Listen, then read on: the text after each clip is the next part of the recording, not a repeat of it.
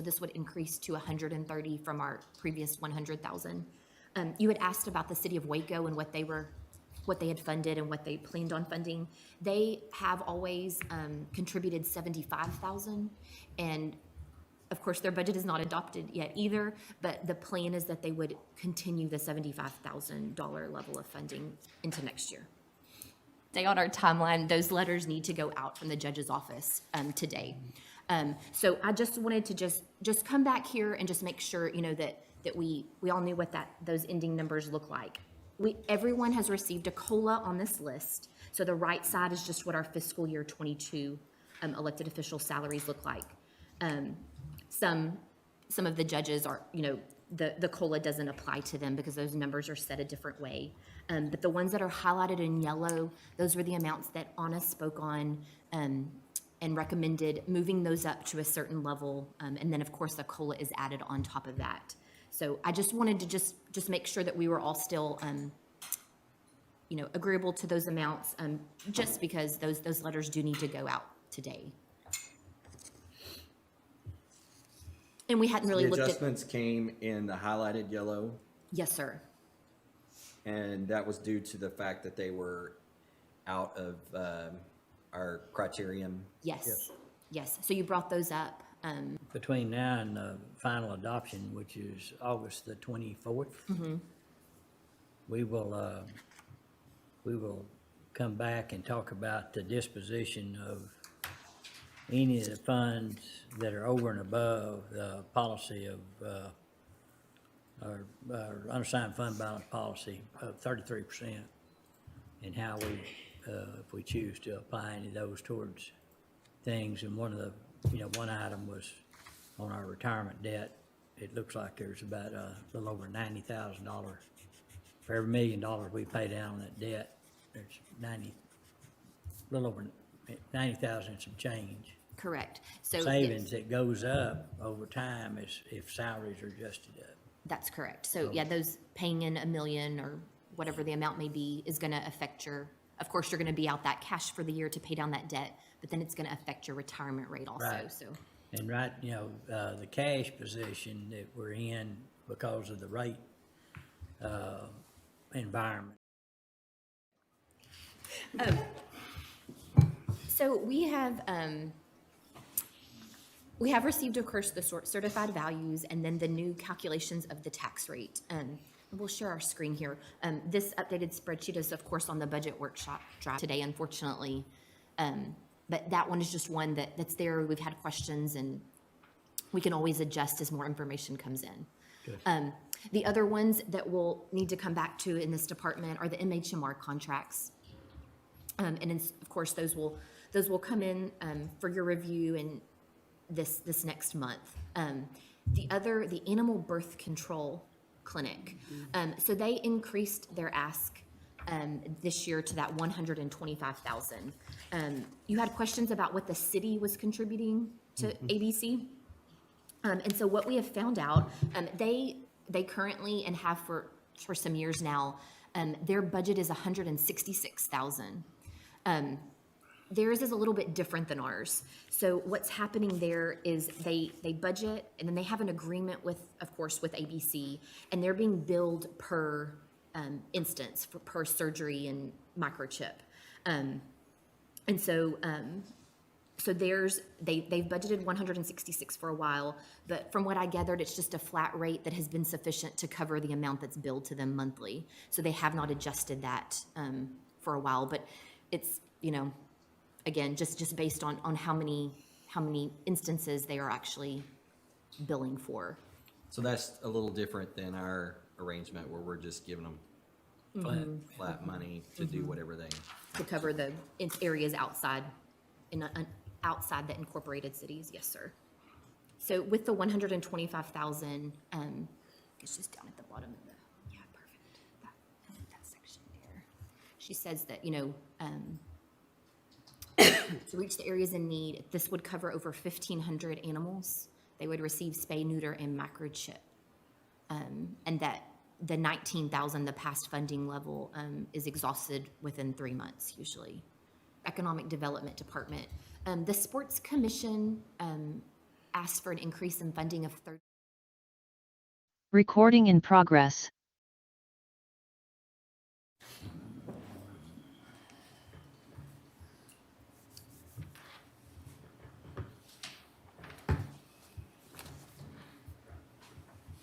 Okay, good morning, everyone. Let's call court to order. Today is Tuesday, October 19th, 2021. It's 9 a.m. Proof of posting, please. The agenda was posted on Friday, October 15th, 2021 at 10:05 a.m.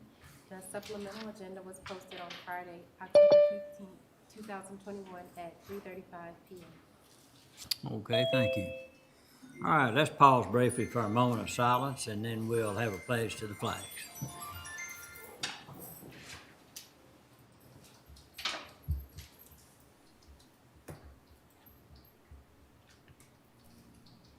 Please join me in the pledge. I pledge of allegiance to the flag of the United States of America and to the republic for which it stands, one nation, under God, indivisible, with liberty and justice for all. Now the Texas flag pledge. Honor the Texas flag. I pledge allegiance to thee, Texas, one state, under God, one and indivisible. Thank you. Yes, sir. Okay, we had no one asked to give public comment. And I don't think there's anyone in the audience of the public that wants to, that aren't already on the agenda.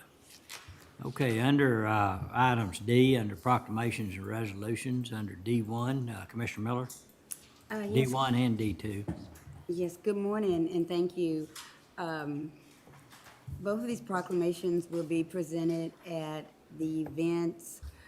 Miss Teresa Hood Johnson is a celebration of life. We were hoping it would be honoring her on her 100th birthday, but she didn't get to make it, so it'll be a celebration of life. The second is the Forever Young Scholarship in honor of a young lady who was a victim of domestic violence. And so that'll be, they've set up a scholarship in her name. She was a former Waco High School student.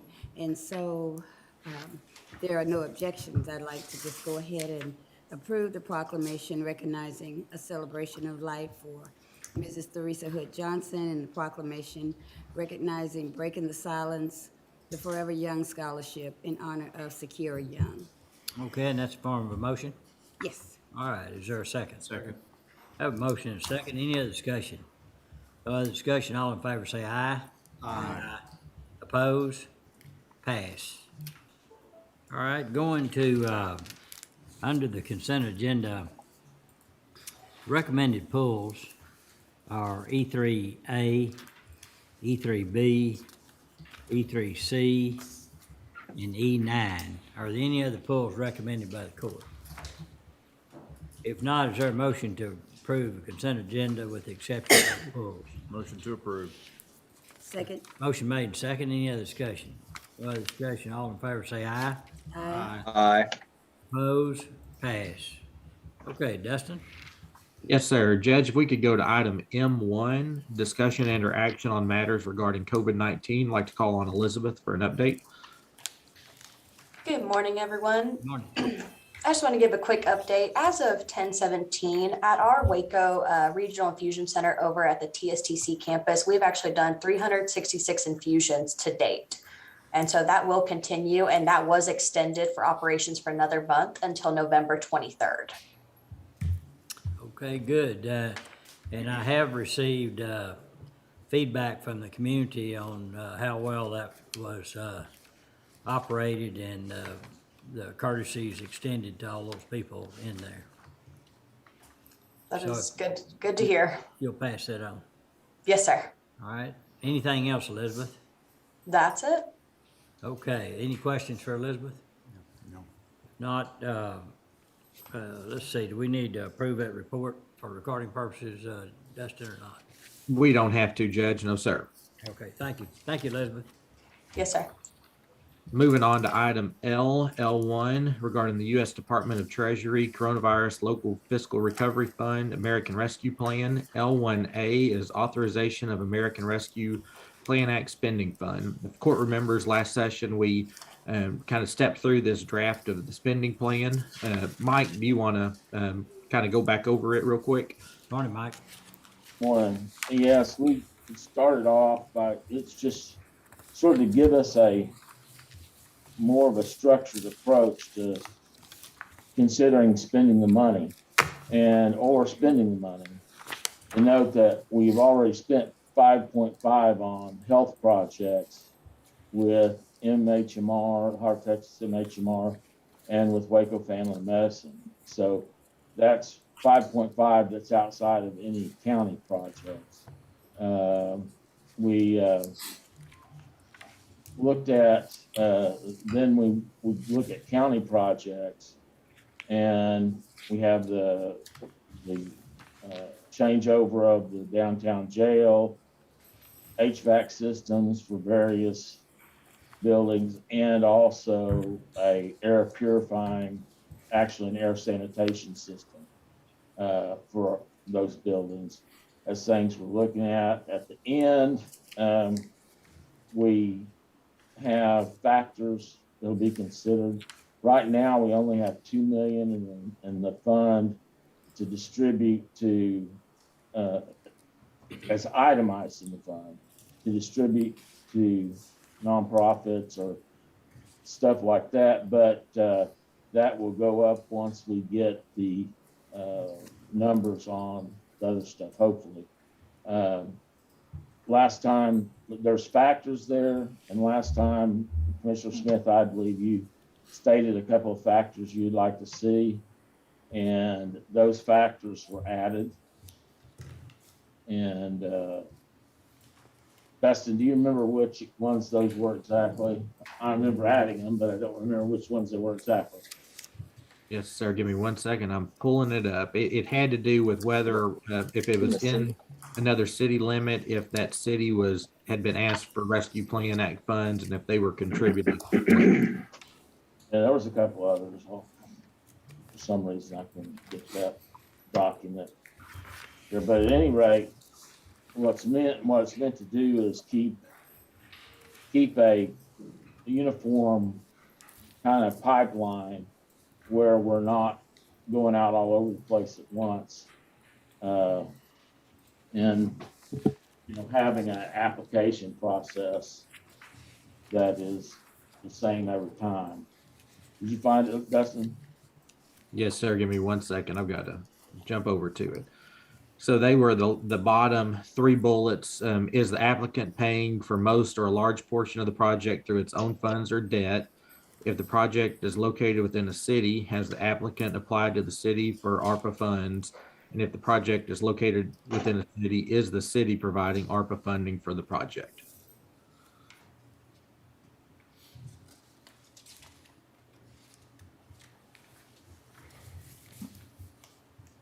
All right, anything else, Mike? No, sir. All right, I think we'll see as we go along, there's still a lot of research back on those requests that's outstanding that will bring more light to giving it whatever level of credit it deserves for funding. So we're just now really getting into that process, with the exception of those two that we committed to the MHMR Crisis Hub of $3 million, and then Waco Family Medicine for $2.5 million. Right, and right now we have, with that 5.5 and that 2, we have 7.5 committed to non-county projects. So, it's not, with that 2 there, it makes it look maybe a little small, but we've already spent or committed 5.5 to non-county projects. Right. And then in regards to the nonprofits, and that $2 million, we can adjust that if the court sees the necessity to do that. Well, it can be adjusted, but what we're trying to do is get better estimates on the project, the county projects we're doing. Right, I think once we get better estimates, there'll be quite a bit of money freed up right. to put in that, but, you know, until you get better estimates, you don't wanna commit to something and then find out you're gonna pay for a big percentage of it out of your own pocket. I understand, but the funding, I guess the information that we put out as our preliminary funding levels, well, they can change. Yeah, Yeah, okay. And then the other thing to consider is there's timelines on when these projects start and finish, that the Treasury says that we have to meet those deadlines. And so I think as we're thinking about these things, we will have projects that maybe weren't high on the list, but they can, I don't know if you call them shovel ready, or they can quickly do things like nonprofits and those things that we could, if the project that we originally said had high priority and they couldn't get it in that time frame, that we've got another place to go with that money as a backup. So we don't lose, so McLennan County doesn't lose getting those funds. So just keep that in mind when we're thinking about that. And then the only other thing, and Judge Abruzzi mentioned this with you, and I think you alluded to the fact that I think everybody's on the same page, is that we make sure there's not a recurring request from the county. That just because we fund something doesn't mean we're funding it into. Perpetuity? Yes, it is a one-time payment. And that's a good point, and so when we ask Mike to draw up the subrecipient agreement, we can make it completely clear about this is the limit that we can do. Any other request have to stand on its own basis. Justin, did we put that down as a factor? Or did I put that down as a factor? I'm looking, Mike. So I know I wrote it down, but I may not. Jim, how's that? What? I don't see it in it does talk about long-term solutions versus short-term relief, but I don't see anything about ongoing funding. We will add that. We'll add that, sorry. I know, Ben, I know I heard you say that. Jim's just got that principal voice that kind of takes over. What'd I do? He said, you've got that principal voice that just takes over. It sounds like a guilty conscience to me. Okay. All right, thank you. Any other questions for Mike? So I guess the purpose of those last three bullets,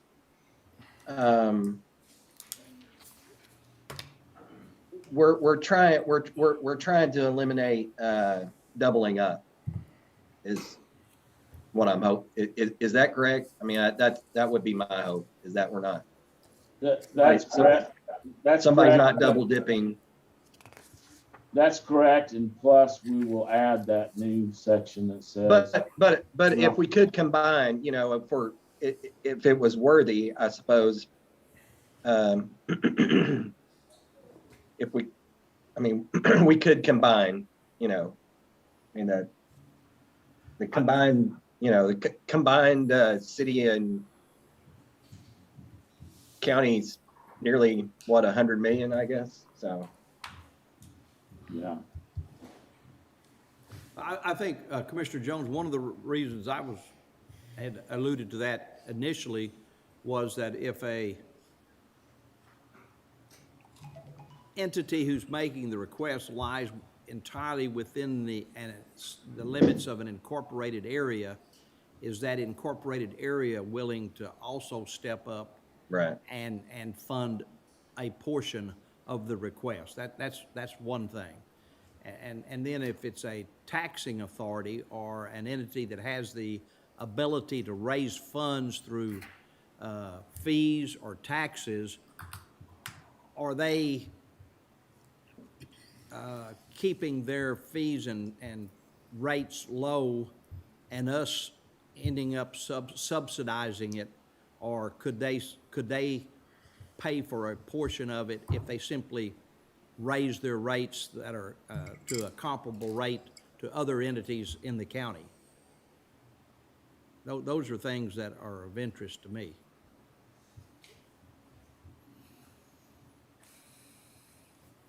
Well, I just, we just don't want to get ourselves in a box, would be Sure. mine. Sure. Well, I think we're gonna have to, at some point, when we get enough information, is that we're gonna have to approach this just like we do the budget, that we really concentrate on getting down to those final decisions. So as those requests comes in, if there's additional information that we need to request that. And I know Tom Ray will be giving a presentation in the morning where those requests have just come in. We've just handed those to him. He's got a lot of questions to those entities that he will be bringing back for the court's consideration at that time. So,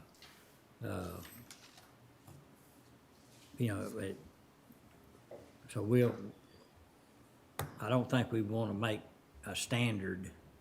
necessarily a standard rule, because we need to be flexible, because there's going to be information that's going to tell us the difference between one request and the other, so. Anything else? Okay, well, I think, this is on the work session too, and so we will continue to concentrate on this. Our job is to get this money out to the public as quick as we can, but don't take any risk of having to pay the treasury back because we didn't use the right judgment in it. Okay? Yep. All right. All right, Dustin? And Judge, it is on as an action item if the court should choose to act on that today. Okay. This document, Yes, approve sir. this document. Yes, sir. The spending plan is on as an action item.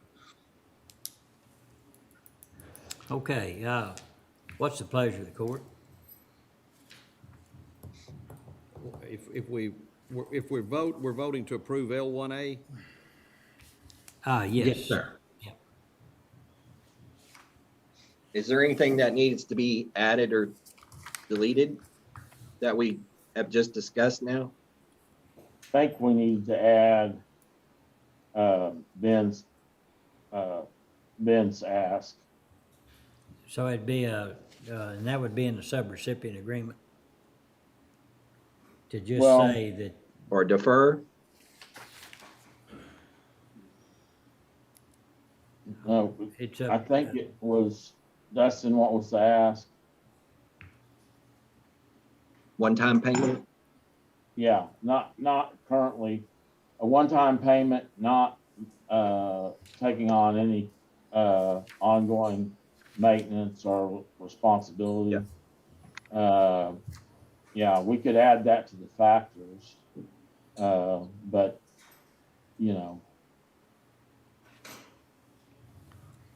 that's the only thing I know it's outstanding. Hey, Judge, then I would move that we approve L1A with the addition of Commissioner Perry's amendment stipulating that this would be a one-time payment and that there would be no recurring or ongoing maintenance of any projects Right, after the county's one-time payment. yeah, our commitment, yeah. Okay, Second that. all right, we have a motion and a second. Any other discussion? No other discussion. All in favor say aye. Aye. Opposed? Pass. Under item L1B, discussion and/or action on infrastructure projects update from Lockwood, Andrews, and Newman Incorporated. I'd like to call on Tom Ray. Thank you, Dustin. Judge, Commissioners, nice to be here. I do have a few slides. Do you show those, or how does that work? Yes, sir. I'll share my screen, Tom. Okay, thank you. There's a hard copy at your station too as well. just want to take a few minutes to tell you where we are in looking at the infrastructure projects. These are actual infrastructure projects related to water, needed water projects, needed wastewater projects. We have a list of those, and we'll look at that in just a moment. As far as what we have been doing to date, we've identified and confirmed, we looked very carefully at the Treasury's guidance to date. Also have coordinated with other associations, like the County Association National Association has very good guidance, as you probably know, on ARPA and the allowable uses. So we've reviewed the requests to date. Those are the ones in the table, which is page 3. And then I followed up those requests with a phone call or email to each of the entities. I can barely hear Tom. Oh, I'm sorry. Does that work any better? Yeah, move it right up Yeah. close to you. If you could. Okay, hold on, Dustin. Thank you. How's that? Can you hear that, Will? Yes, that's good. Okay, I'm sorry. I was just going back through what steps we'd taken to date. We know have a pretty good handle on what are the allowable uses. We've reviewed the requests that have come into the county to date. That's in the table on page 3. I have contacted each of those entities, either by phone or email or both, to get a little clarification off the bat in terms of what they're asking for and identifying first cut, whether it would meet the eligibility requirements, the allowable use requirements of ARPA. I then distributed a questionnaire to further identify the project, its priorities, what its needs, what it's needed for. Importantly, will that project be complete by 2026? There are timeframes, as the judge mentioned. All these projects have to be wrapped up and done by the 2026. So we've got that factor. We need to have a schedule. We need to have a commitment to that schedule. Certainly want to avoid any situation where a project doesn't get started or gets halfway through and half the money's spent, something like that. Then the money has to be returned. Those funds have to be returned to the Treasury. So we need a pretty strong commitment that you're going to complete the project. It's shovel-ready enough to complete the project. So the next slide there, Justin, or slide 3 is actually the table of the request. There we go. The request today, I've just added one, the Cottonwood Water Supply Corporation. That's up in the west area.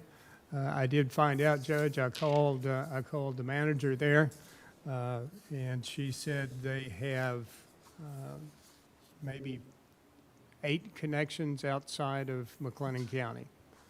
But 95% of their customers are in McLennan County. All of their facilities are in McLennan County. And anyway, I did find out for sure that it's primarily in McLennan County. So you can see the type of requests that we're getting in terms of infrastructure.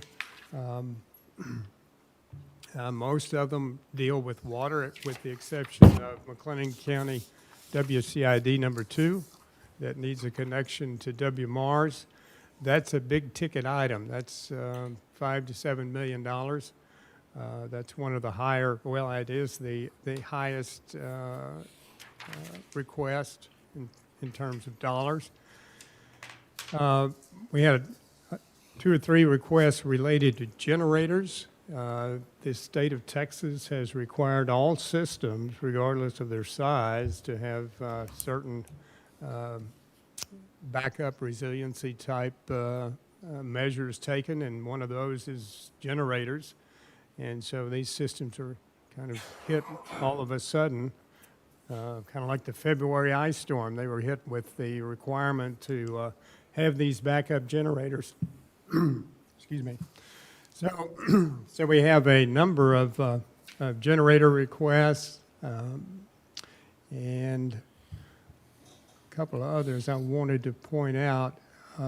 Up at the top, that Leroy Tours Gerald LTG, that's the arsenic situation. I'll mention this. We're going to need to do some more work on these arsenic areas. There are actually 8 systems, small rural systems that have been hit with this arsenic rule. Again, that is a federal mandate that came in the form of a change to the arsenic level of concentration in your drinking water. The MCL is what it's called. And that MCL was changed 2008, I believe it was. May have been a few years earlier than that. But it had been 100, and they moved it down to 10. So these systems that had been in perfect compliance, there was no issue with arsenic, suddenly had an arsenic issue. And And the arsenic's been pretty much the same level since those wells were developed. yes, sir. And so. And how many years ago? Well, like in the one that I'm on was built in 1962. So I've been drinking that water for 60 years, and look how good I look. I'm a perfect example. Therein lies the problem. That's what's wrong. That, I had no clue arsenic had that many side effects. I guess that's my question is it's been there how long, and so what are the penalties and the things that could come the water system's way if they don't comply, when it's really doesn't appear to be a health issue other than we've created one? Yeah, the penalties are significant, and they've been waived. They've been, we were put on a deadline, and I say we, the McLennan County Water Resource Group that I chair and LAN works with us on, with many other engineers and all, met with EPA, and they put a deadline on, and then they've extended it several times, but the penalties are huge, and they couldn't afford 2 days of penalties. I mean, any one of these water systems, because they don't necessarily build up reserves for things like this. They pass on the cost of water to the people at the meter, and then, so they couldn't, no way in the world they could pay that. And there's no insurance that you can get to cover things like that, because you can't trust the federal government to be consistent on anything. That's the whole reason I asked the question. Yeah. It's a very difficult problem to resolve, and it's a very costly problem to resolve. You know, the arsenic levels are marginal at that. 10 is the level, and the arsenic levels in these systems may peak at 14. So, you know, it's not, that's why the judge is in such good shape. Tom, other than diluting the water with lower arsenic, which I know is what we're talking about, there is no filter system that will take arsenic out that would be less expensive? Well, it's not a filter system. There is treatment process. It's called ion exchange. Ion exchange. And that's a costly option to install these treatment processes. This water has some iron in it, so it's actually a 2-step process, because you have to remove the iron before you can remove the arsenic, or you'll mess up your filter. I know that the Leroy Tours, or Leroy anyway, they were looking at the filter, and it was a huge amount. Yes. Yeah, they were the only ones, I think, that were looking at that option, and so they're still trying to understand that. But nevertheless, whichever way they go, whether it's the blending to lower the percentage by buying treated water from City of Waco, which means you have to get it there, which Yeah. is part of our our plan, for the county water plan that, has been worked on and submitted. Actually, Trey could probably speak to all of it when he was with Brazos River Authority. But, nevertheless, I look at this, and this is just me thinking about this out loud, but, they had no way of knowing something like this was gonna hit them. Where there's other water systems that are requesting funding, that wanna expand their system. Well, they can finance that by the cash flow generated off the new meters that will be produced. Where these entities, aren't necessarily, none of this expense adds new meters. So they don't have a source of income to pay it back. So they're in more of a precarious situation than a water system that just wants to grow. And there's a lot of sources of finance for growing water systems. FHA used to be a big one, USDA, there's a lot of different agencies, Water Development Board is another one. And they set the debt up to build an asset, and the payback comes off the additional meters or the increase in cost of water to the homeowner. So, Is there thought being put into the process, since we all understand it's the government that chooses these numbers? Are we gonna dilute it down or treat it down to a number that we have to worry about them coming back in 10 years and saying, well, now it's 5? well, You that's. gotta start that process. Yeah, and Yeah, like I say, you can't predict what the federal government's gonna do, but the other issue that kind of coincides with this is the Southern Trinity, the available water in the Southern Trinity is depleting, because it does not recharge the way other, groundwater systems do. And so to save that for real drouthy times, we need to be using treated surface water anyway, so we can preserve that groundwater for when the surface water has low amount availability because of drought. And so it just makes all the sense in the world to do conjunctive use of this water around the county, that we can tie the communities, everybody, to backup water systems to, if one fails, you turn the other one on. Those things are always smart things to do. So will the supply company make the decision on what's the appropriate amount of arsenic to leave in it, or who will make that decision? Well, they can make it as long as they're in compliance with that EPA guideline. But, what I guess the community wants to do is look at trying to get affordable water out there where it's an affordable option. And so one of the things that the Water Resource Group is gonna consider is all of us that use water, I'm talking about the cities, the rural water systems, and even private users, come together and pay for a study that analyzes what water rates need to be. In other words, if you don't want it financially punitive, if we're trying to get people to go in one direction. In other words, use more treated water. We gotta figure out how we can get that water down where it's cheap, or as cheap as we can get it, so they can use it that way. So that study, it's separate from what the county's gonna, the county would be looking at part of it too, but that study needs to be done. We got stopped by COVID on it, but that's what we're gonna take to the community. And Brazos River Authority's giving input, and in fact, David Collinsworth will be serving on our board. And so that's kind of giving a bigger picture than what we're talking about here, but. Well, I think that's great, because, some of these rates haven't changed in years and years and years. That's one thing I have an interest in, would be Yep. those that are asking for some of this funding, have they artificially kept their rates low versus other water Right. suppliers who have over the years increased their rates to pay for improvements?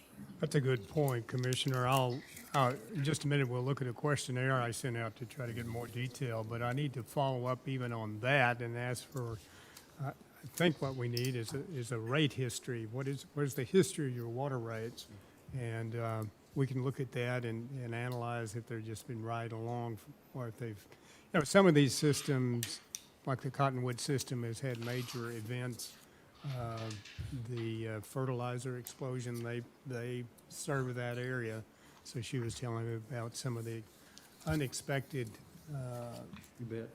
expenses. And, I think that's, arsenic is one of those types of expenses. So, but if we place that against, what is the rate, what is the system been charging for rates over time?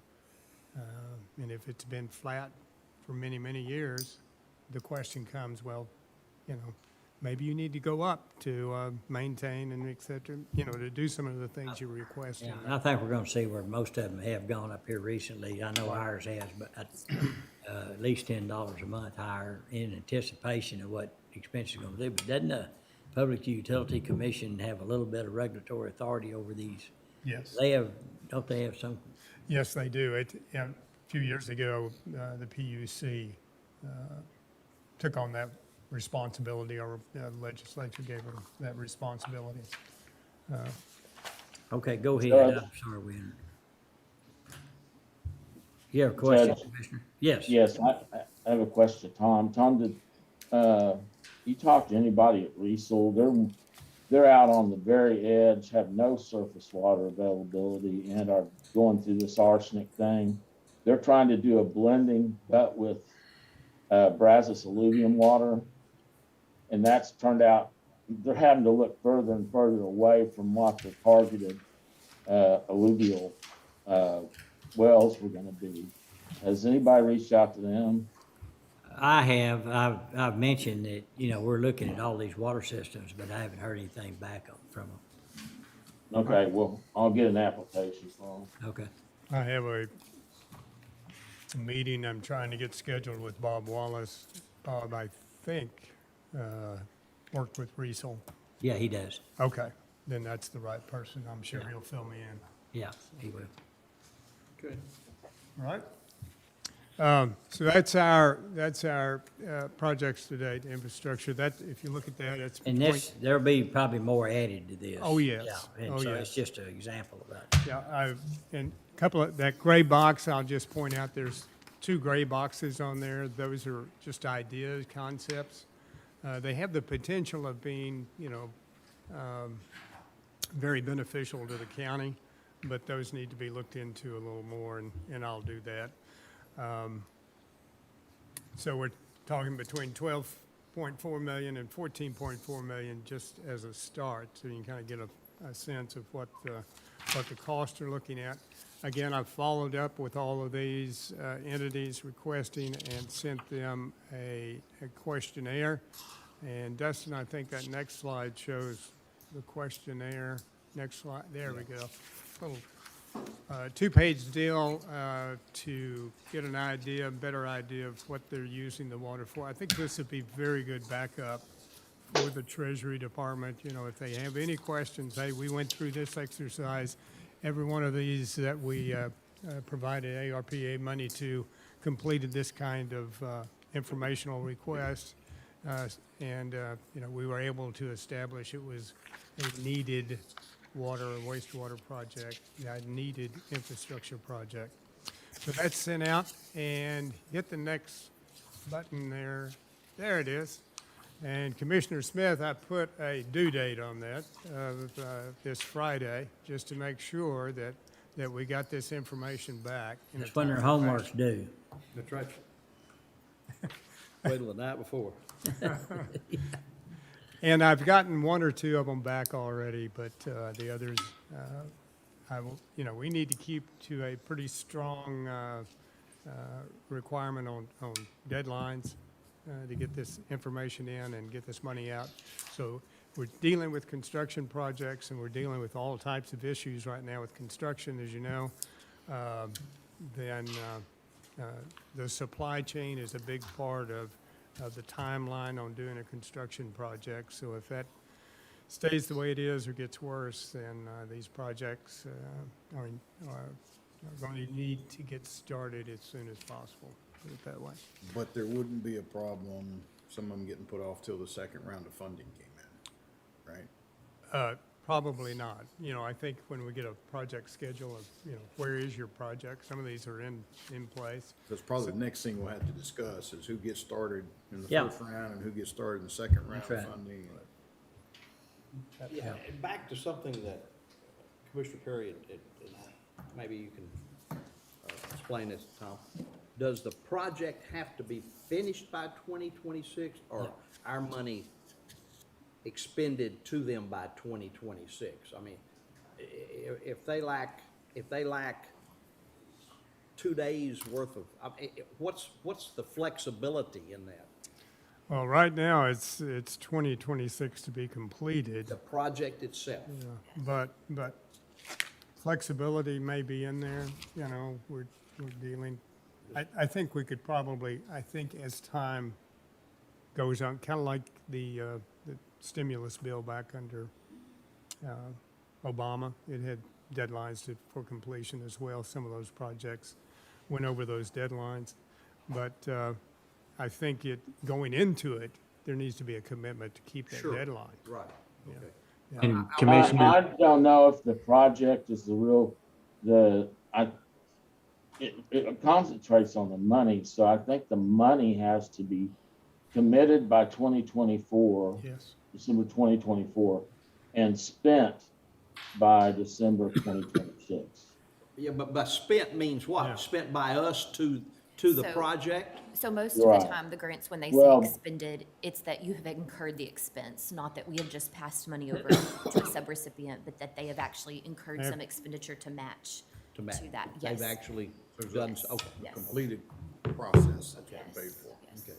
and Commissioner, what I've seen through some of these webinars and the TAC legislative conference is that you can, if it's coming down to that, you can also identify certain parts of the project that our money's eligible for, and if Yeah, those are moved up, they can be completed. Yes. right, that was my, okay, thank you.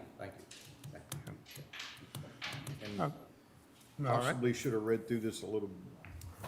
Y'all discussed it last week, and I apologize, I didn't catch up on that. Are we also gonna have some kind of caveat, because I envision a pretty good inflationary rate coming? What if we fund the project, expenses go up, and they come back and go, well, now we can't afford to do the project, we need more money? Have we thought about addressing that in the subrecipient agreement or the contract? I mean, and you're not too late, because we're early in the process.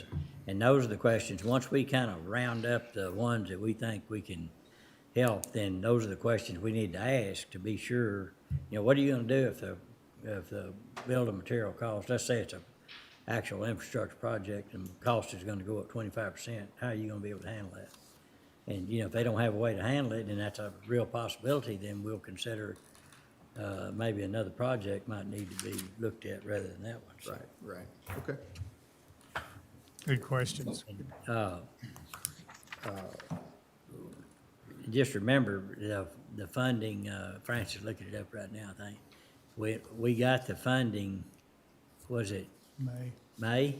May, I believe. I was gonna check the exact date we received it, but yes, Alright. and then we'll receive the other half. They had said, So, May of a next. year, yes, after. so we're only 7-8 months from getting the next tranche of money But, anyway. yes, So, but we have been awarded the full amount Yeah. of 49 million, almost 50 million. It's just that they gave us that money up front without having to ask for reimbursement, just due to the size of it. okay. Thank you. So that would mean if you could commit to a construction project with those second tranche funds? Yes, yes. Yeah. So, and so most grants are reimbursement based anyway. We usually don't get the money up front, so this Yeah. one, was a little bit different, but yes, we have still been awarded that full amount, Okay. of the 49 million. And my computer's running slow. I'm trying to pull this I up. think the next slide then, any questions about that? Next steps, we've got a number of things to do. We've got to get our questionnaires in, then I'll be back on the phone or meeting with those requesting. There may be more requests come in, I'm sure, and then I'll summarize those again, come back to you with um, with my review of those. We'll consider in more detail the situation with the arsenic impacted areas. How could, and, you know, what are some of the benefits and negatives about using a large chunk of this ARPA money out in that area? And you got to, and it should also be recognized that some of the systems are further along and have invested or have loan commitments from the Water Development Board, those kind of things that would have to go into the equation. So quite a bit of work in sorting that out, but there may be a real positive role for the county to take with those systems and helping them out. Also, we'll continue to, we have our first meeting of the McLennan County Water Resources Group. That's coming up October 26th, I believe. And so we're kicking off what the judge was describing on the looking at protecting, preserving groundwater in McLennan County. So those are the next steps that we have. I'll also identify whether these systems have alternative funding available, whether they're, you know, whether some of these have the information available on rates so that the commissioners can take a look at and consider whether or not rate-based improvements could be done rather than expending the county's ARPA money and what the balance of that ought to be. So my job is to get you the information. Your job is to look at that information, ask me questions about it, and then all you have to do is prioritize the projects. So That's the easy part. that's the easy part. Yeah. And it may be that, you know, we look at these arsenic deals as a whole group. In other words, there's different members of this problem that are in this problem we need to solve or help solve. And we're only a piece of the solution, and many times they have to have a little equity going in to go to the Water Development Board or those kind of things. And it could be that we allocate a certain amount of money and just buy the meter. In other words, that this is gonna be what we can help you with by the meter, and the sub-recipient agreement is gonna detail, they've gotta get the projects and there are additional funding to get it done by certain time commitments out there. And, you know, I can tell you, rural water systems, because they're made up of volunteer boards and they're all doing everything, you know, farming or working other places, that they don't move very fast. And in fact, they move extremely slow, and some slower than others. And so it's going to be, I mean, it won't be easy, but if it was easy, anybody can do it. So we can do it. So let's keep plowing ahead. Any other questions for Tom? I had one on your infrastructure projects, that table that you gave us. I just need for you to define for me the difference in likely, eligible, and needs review. Oh, yes, good question, very good question. And what I'm doing there is I clearly understand, and, well, let me turn that, let me go back. Treasury, the U.S. Treasury clearly defines some categories of allowable use. Some may be less clearly defined. What I'm saying is that needed water projects and needed wastewater projects, some of those are very clearly defined, you know, pipelines, pump stations, treatment plants, those kinds of things. If they're needed, okay, those are eligible, those are allowable uses. When we get into the category of drainage and stormwater and reuse, some of those are less clearly defined as needed water or wastewater projects, okay? They do fit, it's kind of confusing, as federal things tend to be, but they the Treasury is using eligibility under two programs, the Clean Water SRF, State Revolving Fund Program, and the Drinking Water State Revolving Fund Program. And each of those programs have different projects, different types of projects being eligible. The Drinking Water Program is pretty much just what you would think. It's water plants and pipelines and that kind of thing. The Clean Water Clean Water SRF relates to some other types, these stormwater drainage, controlling stormwater, controlling drainage. We might be able to do culverts on county roads and as part of a drainage project, drainage control, stormwater control project. But that would be one I would put a click on of, well, we need to really determine its eligibility. And it's not highly eligible, and that's the difference in the way I'm looking at it. You know, some of these get over in a gray area of how much stormwater can you do. You know, if we tried to go in and say we're going to redo this entire road because the drainage isn't good, I think that would be questionable as to whether that was the intent of these rules. But if we control the drainage in one point on that roadway, that may very well be eligible. So that's what I was trying to get at, is how clearly is it defined given the rules that we have so far from the Treasury. And when I click one of those that isn't highly eligible, then we'll need to discuss them, so, in a workshop or whatever. Does that help? You did, yes. Thank you. Okay, any other questions? All right, thank you, Tom. Thank you. Thank you, Commissioner. We'll be in touch. Very good. Thank you. All right, Dustin? Yes, sir. If we can go to item H3B, authorization of interlocal cooperation agreements with the city of Waco regarding animal shelter services. I'd like to call on Trey Busby. I tried to bring you in on the water discussion, but Well, you can correct anything. Y'all got a great resource in Tom back there. Tom and I did a lot of work together at Brazos River Authority during my tenure, and was all impressed with LAN and the work they did. So, Judge, Commissioners, thank you for having me this morning. I appreciate the opportunity to be here to update the Commissioners' report today. McLennan County continues to be an important partner with the city of Waco, helping to improve animal welfare and manage stray animal populations in the county. What we've got before you today is our next contract to facilitate the shelter services between the city and the county. Dustin and I have talked about this. We've worked through this. The contract itself is a 2-year term. It'll run from October 1 of this year to September 30th of 2023.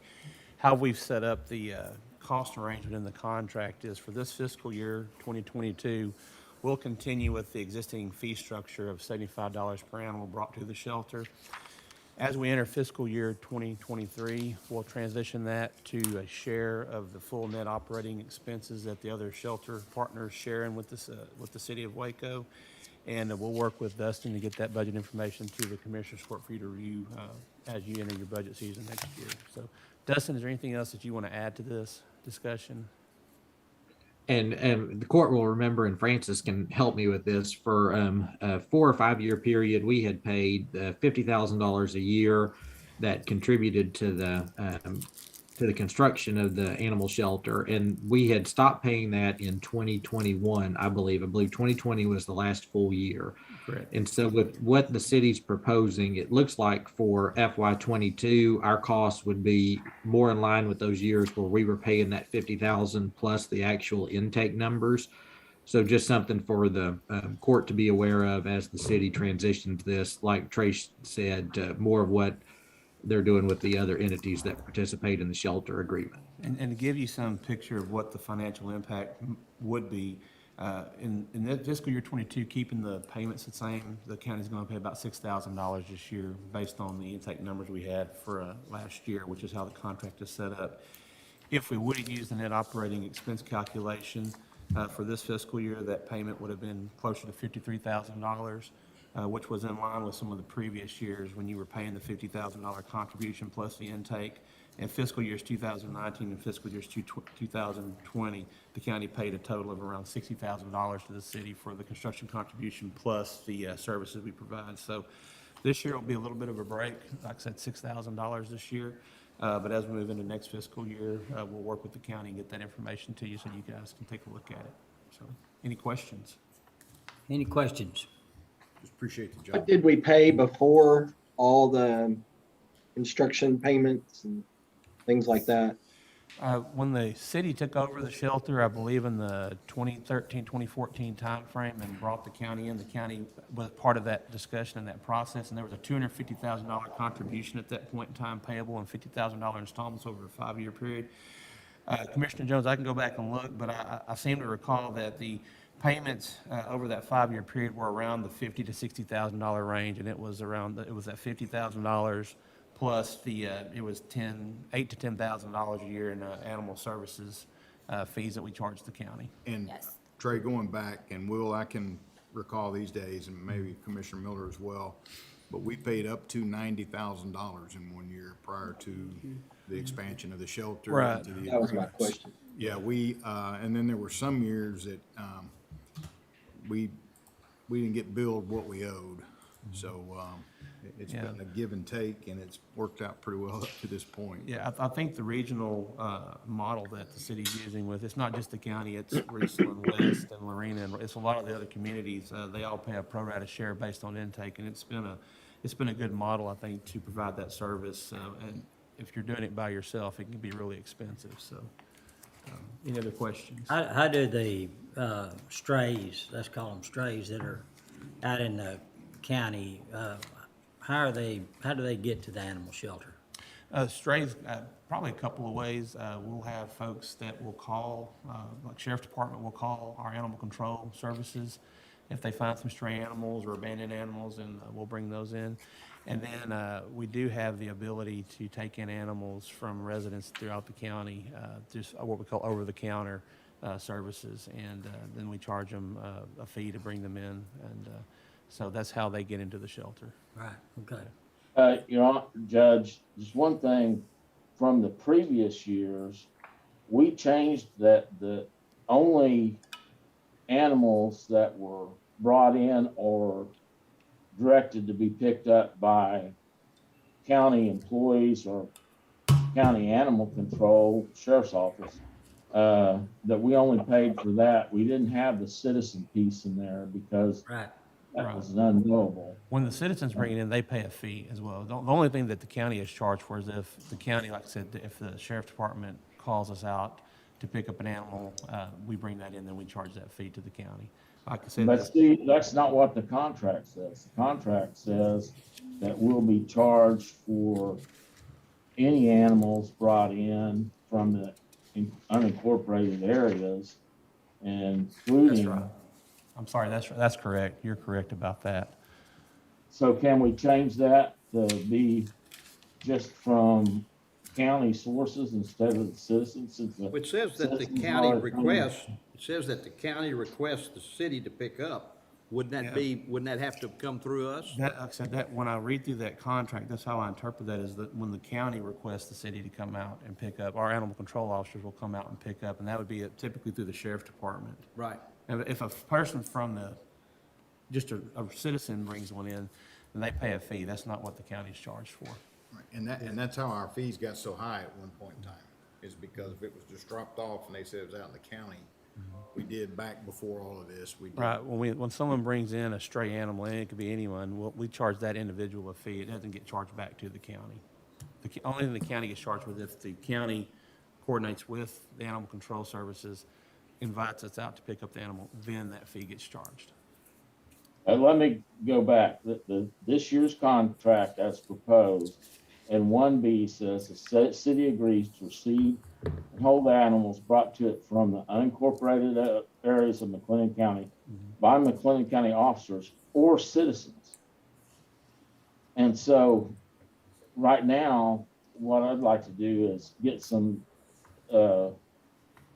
more direction on that. If we could take out the or citizens, because you said that the citizens are getting charged, so there's no need to double payment from us. And they can bring it in, they can bring the animal in cheaper than calling animal control. And I had this actually happen to me, but you know, most of the stray dogs out in the country are dropped off, people in the city drop them off there. They're not country dogs. Right, right.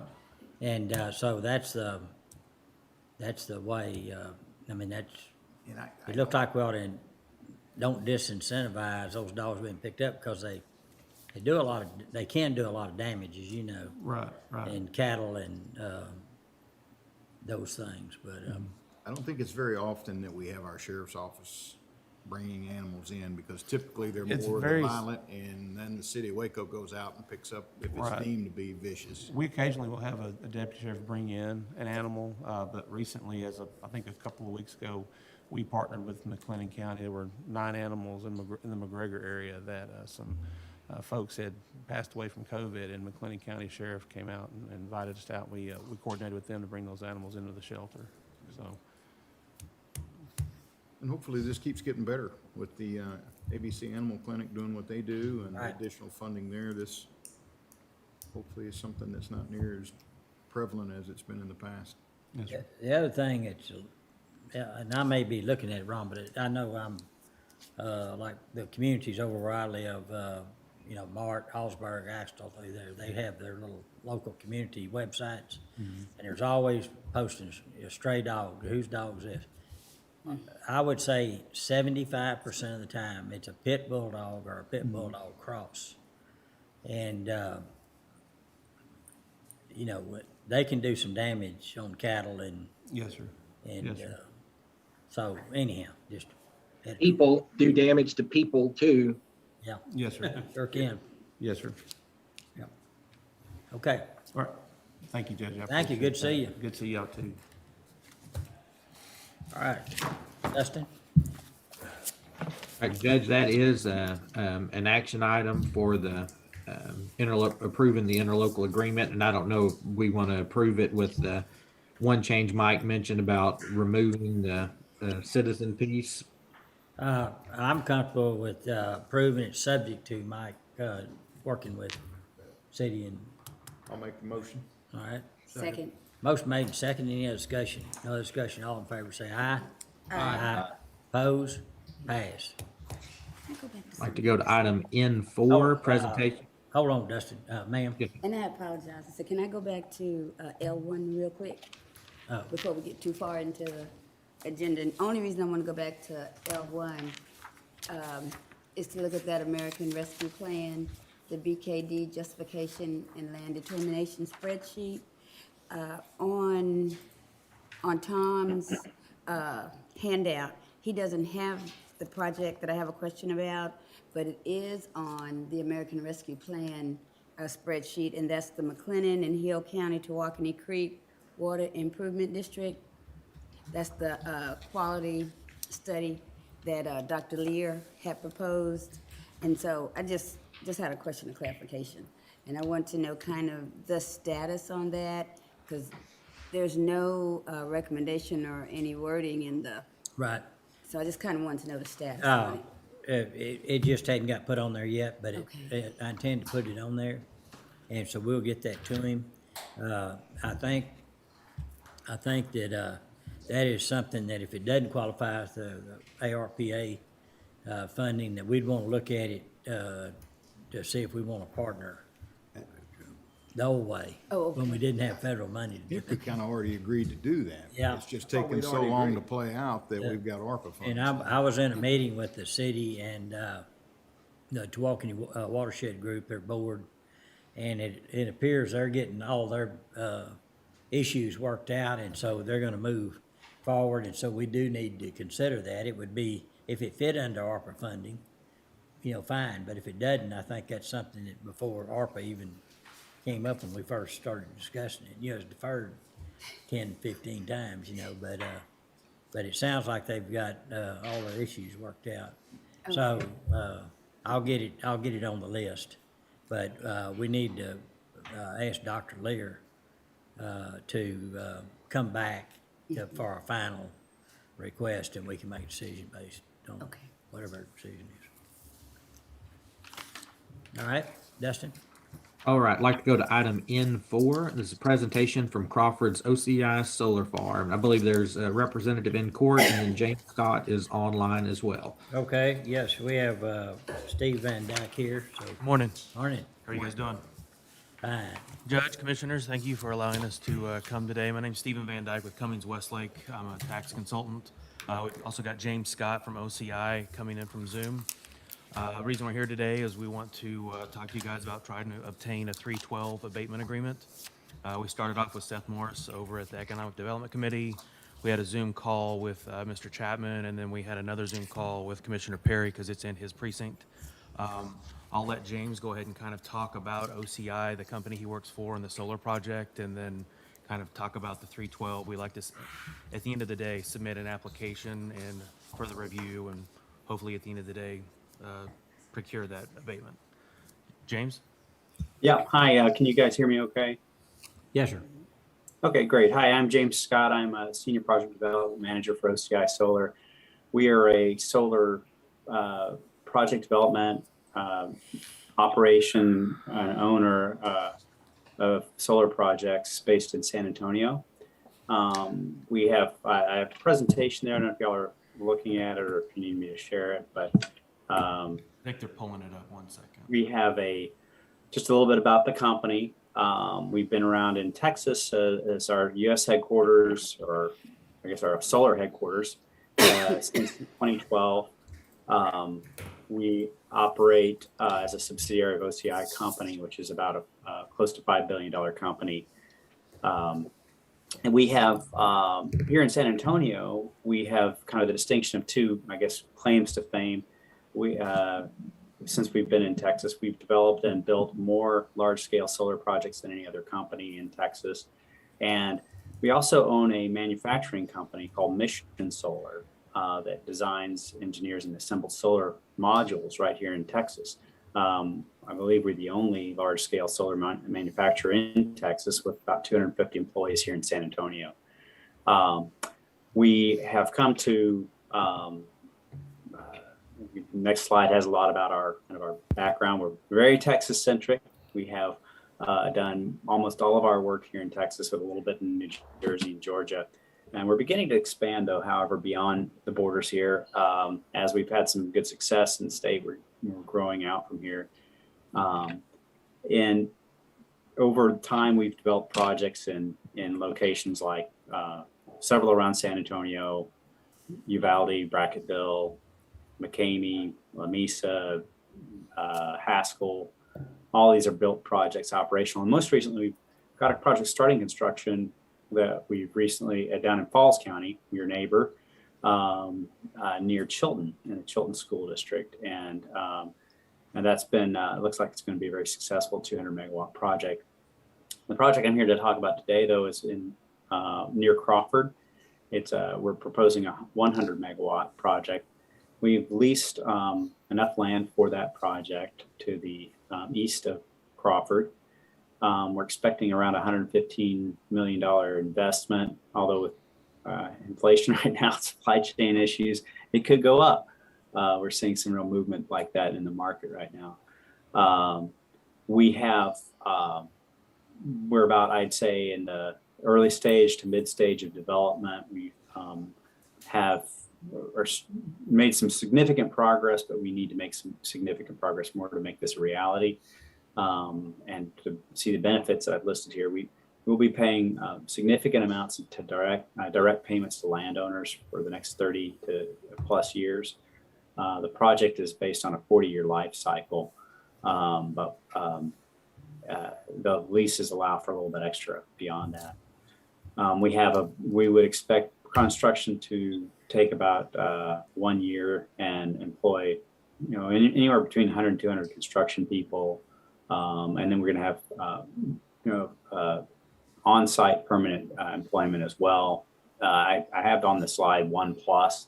Normally in a San Antonio project like we have at this size, we would employ about a few more than that, but that's sort of our baseline commitment, because we're just not sure how we would staff considering we have other projects in the region.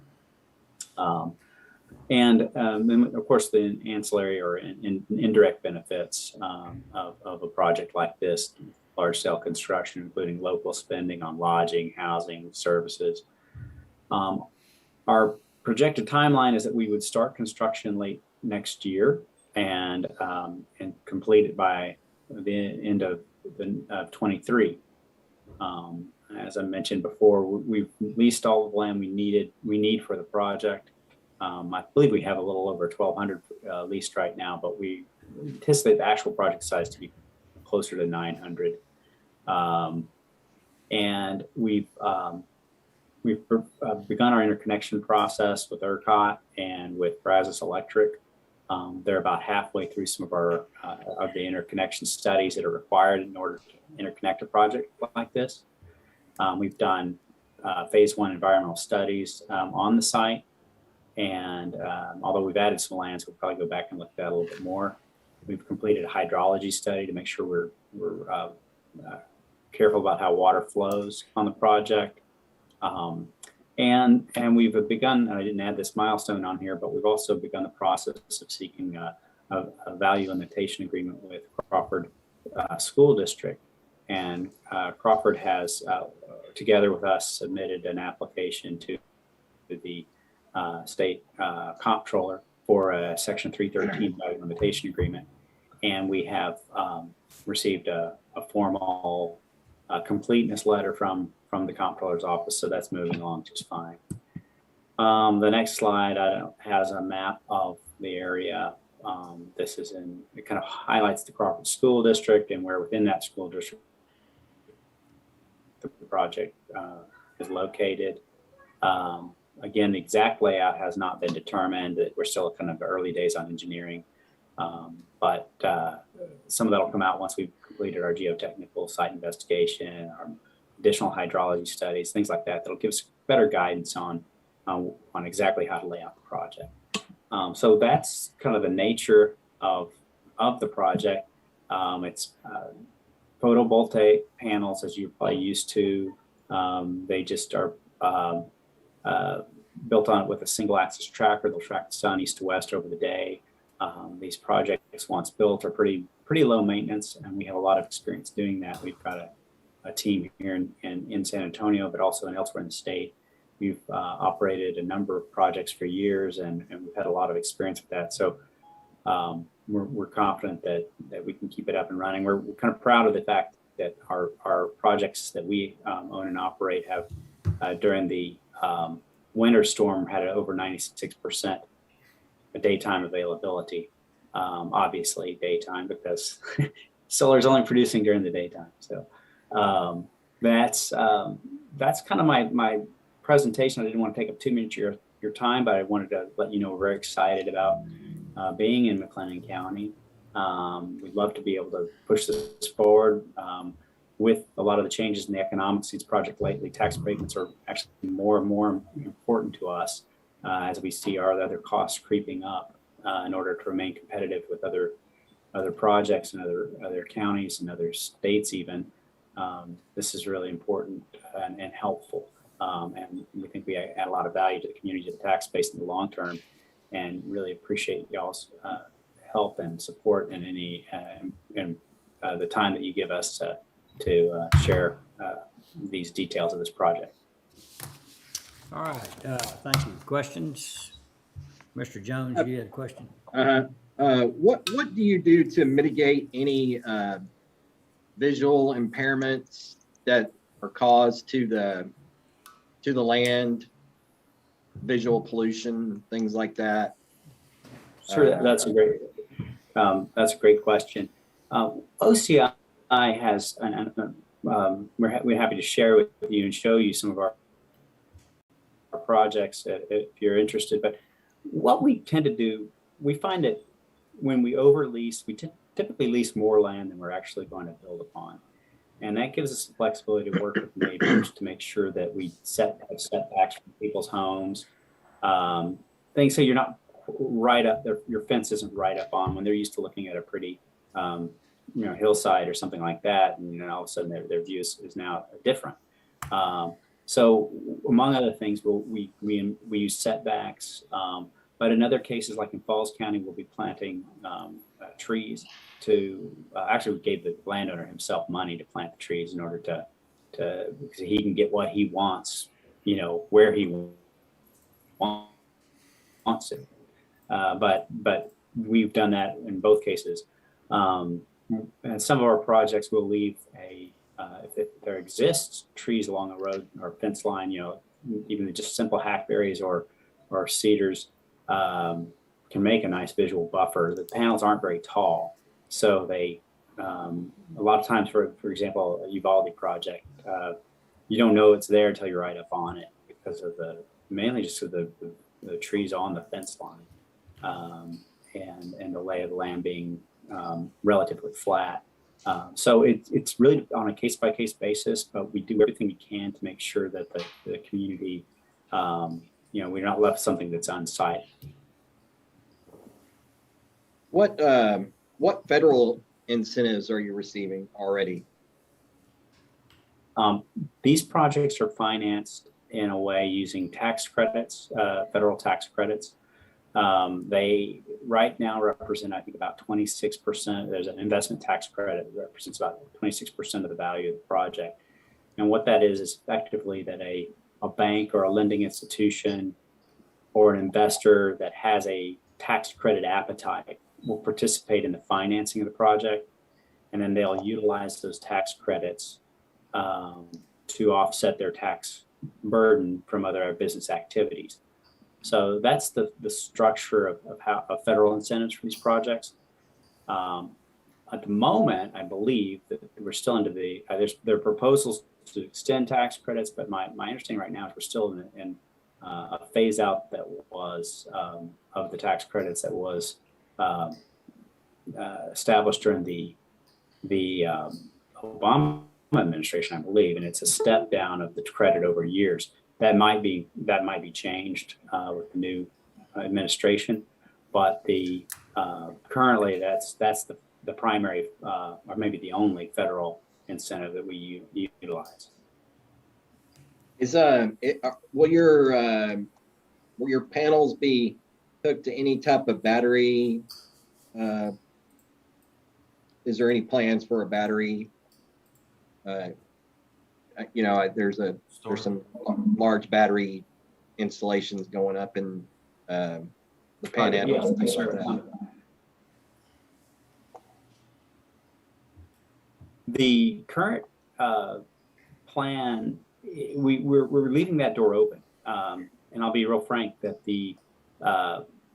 how battery storage is fairly new, and how you make that profitable is still kind of up in the air and questionable within ERCOT. However, there's a lot of interest for obvious reasons among utilities and other market participants in utilizing battery energy storage. So we're leaving the door open for that, and we actually have we have a battery storage system here in San Antonio that we've had probably longer than anybody else has in the state of Texas, that we've drawn from an engineering standpoint, but doing so on a large scale economically, it's going to have depend a lot on kind of where power prices are going and where the investment market looks. So we're keeping the door open, but right now that's not a principal part of this project plan, but we have the capability of adding that if we so choose. And then the neighbors, have y'all spoken to the neighbors? We have had a public meeting at the Crawford School District. We have not done direct outreach to the neighbors immediately around the project. One of them, most of the neighbors participating. So, but there are a couple that we still intend to reach out to. I know one of them is friends with principal landowner here, and they've been talking landowner to land, neighbor to neighbor. But we'll plan it as the project gets more well-defined. We'll come in and we'll visit folks and make sure that, we address any kind of visual impacts concerns that they have. So essentially, your profitability is based upon this abatement that we're giving and the federal tax credits. And Is that school. correct? And school.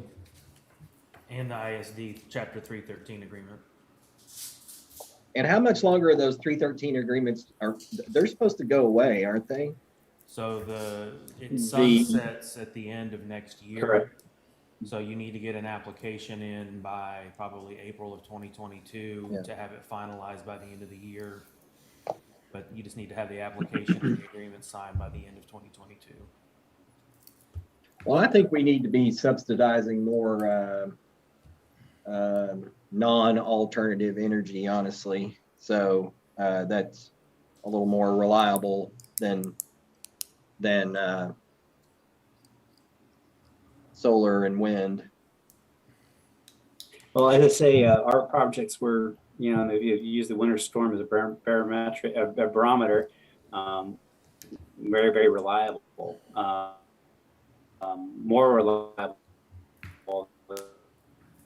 than either wind or gas plants were during the last eruption in service. So it's, it's part of the mix, I believe, kind of in all of the above approach to energy. You can't do it all with solar. Obviously, the sun only is going to shine during the day, but it's proven to be very effective and very good generation source.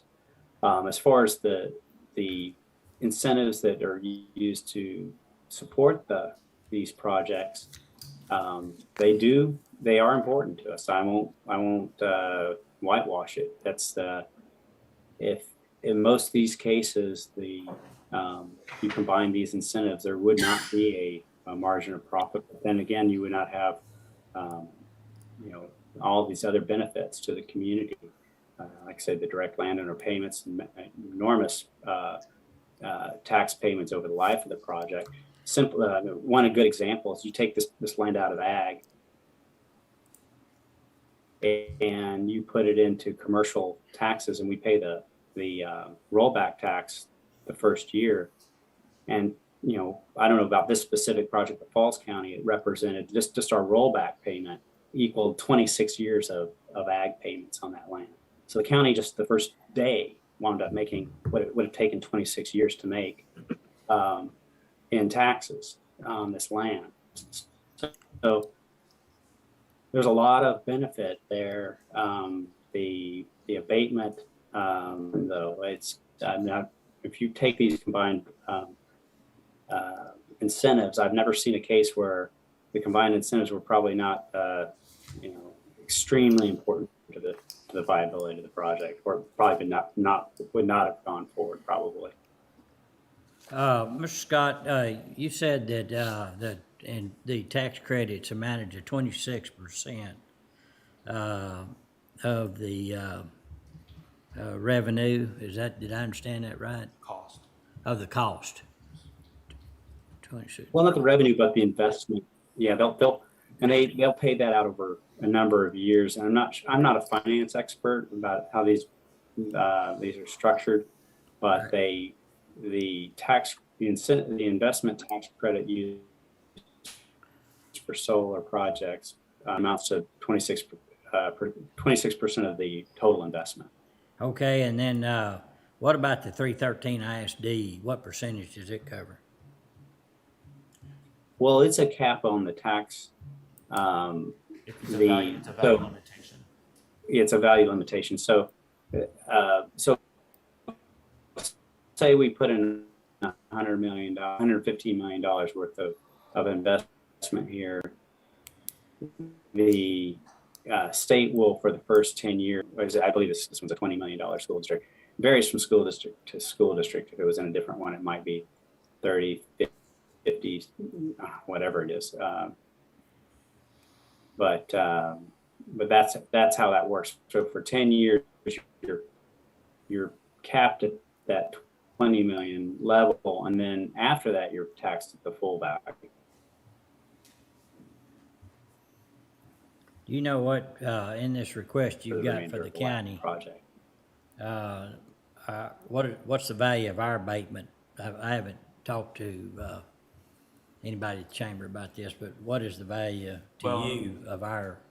We would need to run the numbers, because we were mainly just here to present the project and ask to submit an application as, advised. And judging by the guidelines and criteria that you guys have done, there's different levels of abatement, and this falls into I think 100 million to 200 million or 250 million investment. So that was the kind of the last slide that we had put of the de-escalating 70% down to 30%. So I think we would be running the numbers to put into the application to kind of let you guys know what the values would be, the estimated values over those 10 years, applying those abatement percentages, and then kind of this is what the taxes would be with and taxes without the abatement. And we could definitely do that, within the abatement application. Okay. So today, you're just asking for permission to enter into an abatement, We just want to submit an application permission to submit an so application. that we can talk further about it and just kind of create more dialogue. If you guys want more information, we can provide that. This is just a general overview of the company, of the project. We would submit the application. There's a $1,000 fee that we would pay. And then this kind of opens up the dialogue to continue talking about it. And then we come back in a month or 6 weeks or 2 months and hopefully have a positive, vote on it to enter into a 312 abatement. This is Mike Dixon. First, remember, we'd have to go through we'd have to create a reinvestment zone. True. We only have tax abatement agreements and reinvestment zone. That reinvestment zone is a public hearing, so people will have the right to state their positions on it then. But what I wanted to ask you is the depreciation rate. Do y'all use straight line depreciation or just whatever the appraisal district uses? It would be whatever the appraisal district uses. I know McLennan County uses an outside firm for some aspects of their appraisal, but I don't know if they use it for solar. It is state mandated that it must be on a 10-year life with the 20% floor. That's just something that every solar farm in the state of Texas has to be appraised on. So whether it's not necessarily straight line, every appraisal firm in every county has a different solar quote unquote schedule, but we would have to reach out to the McLennan County Appraisal District to ask them if they would do it in-house, if they would do it with an appraisal firm.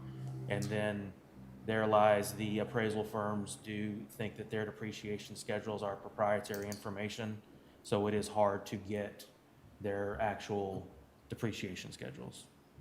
Okay, the other thing that you brought up, and the commissioners might not understand, by statute, their value is not allowed to go below 20%. So in year 11, let's assume it's gone down to 10%. It has to really it has to stay at 20%.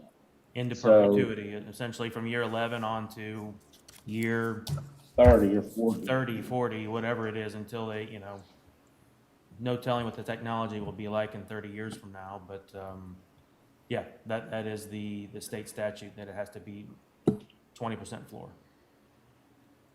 So if you spend 100 million today, the least it can depreciate to is 20 million. That is correct. And then we would get that would be taxable value to us.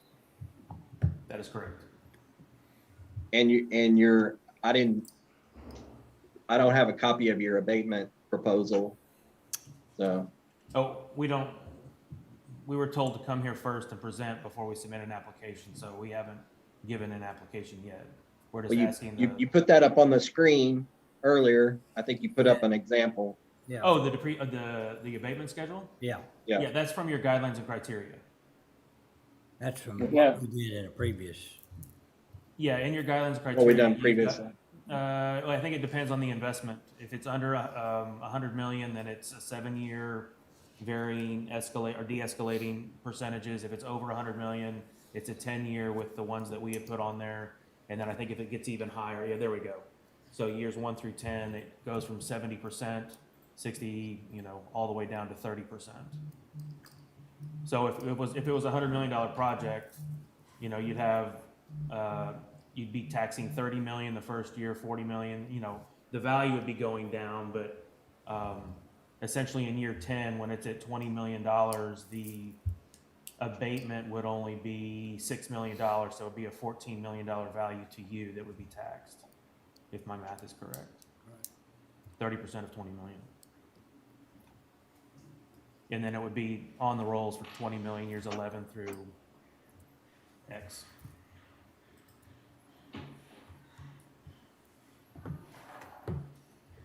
Any other questions? That answer your depreciation question, I think. Okay.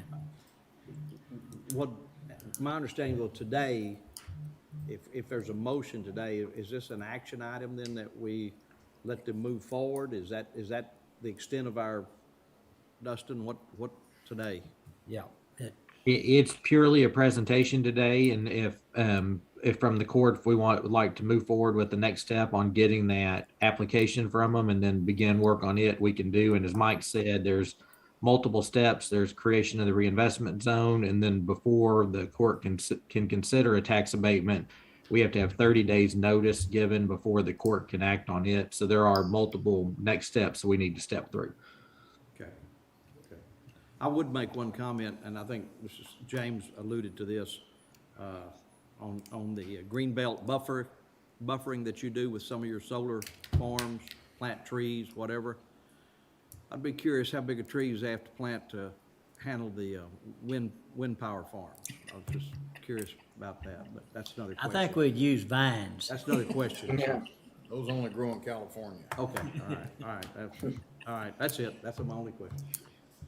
Well, I don't know what the pleasure of the court is. I don't have a strong interest in supporting any more alternative energy projects in this county until,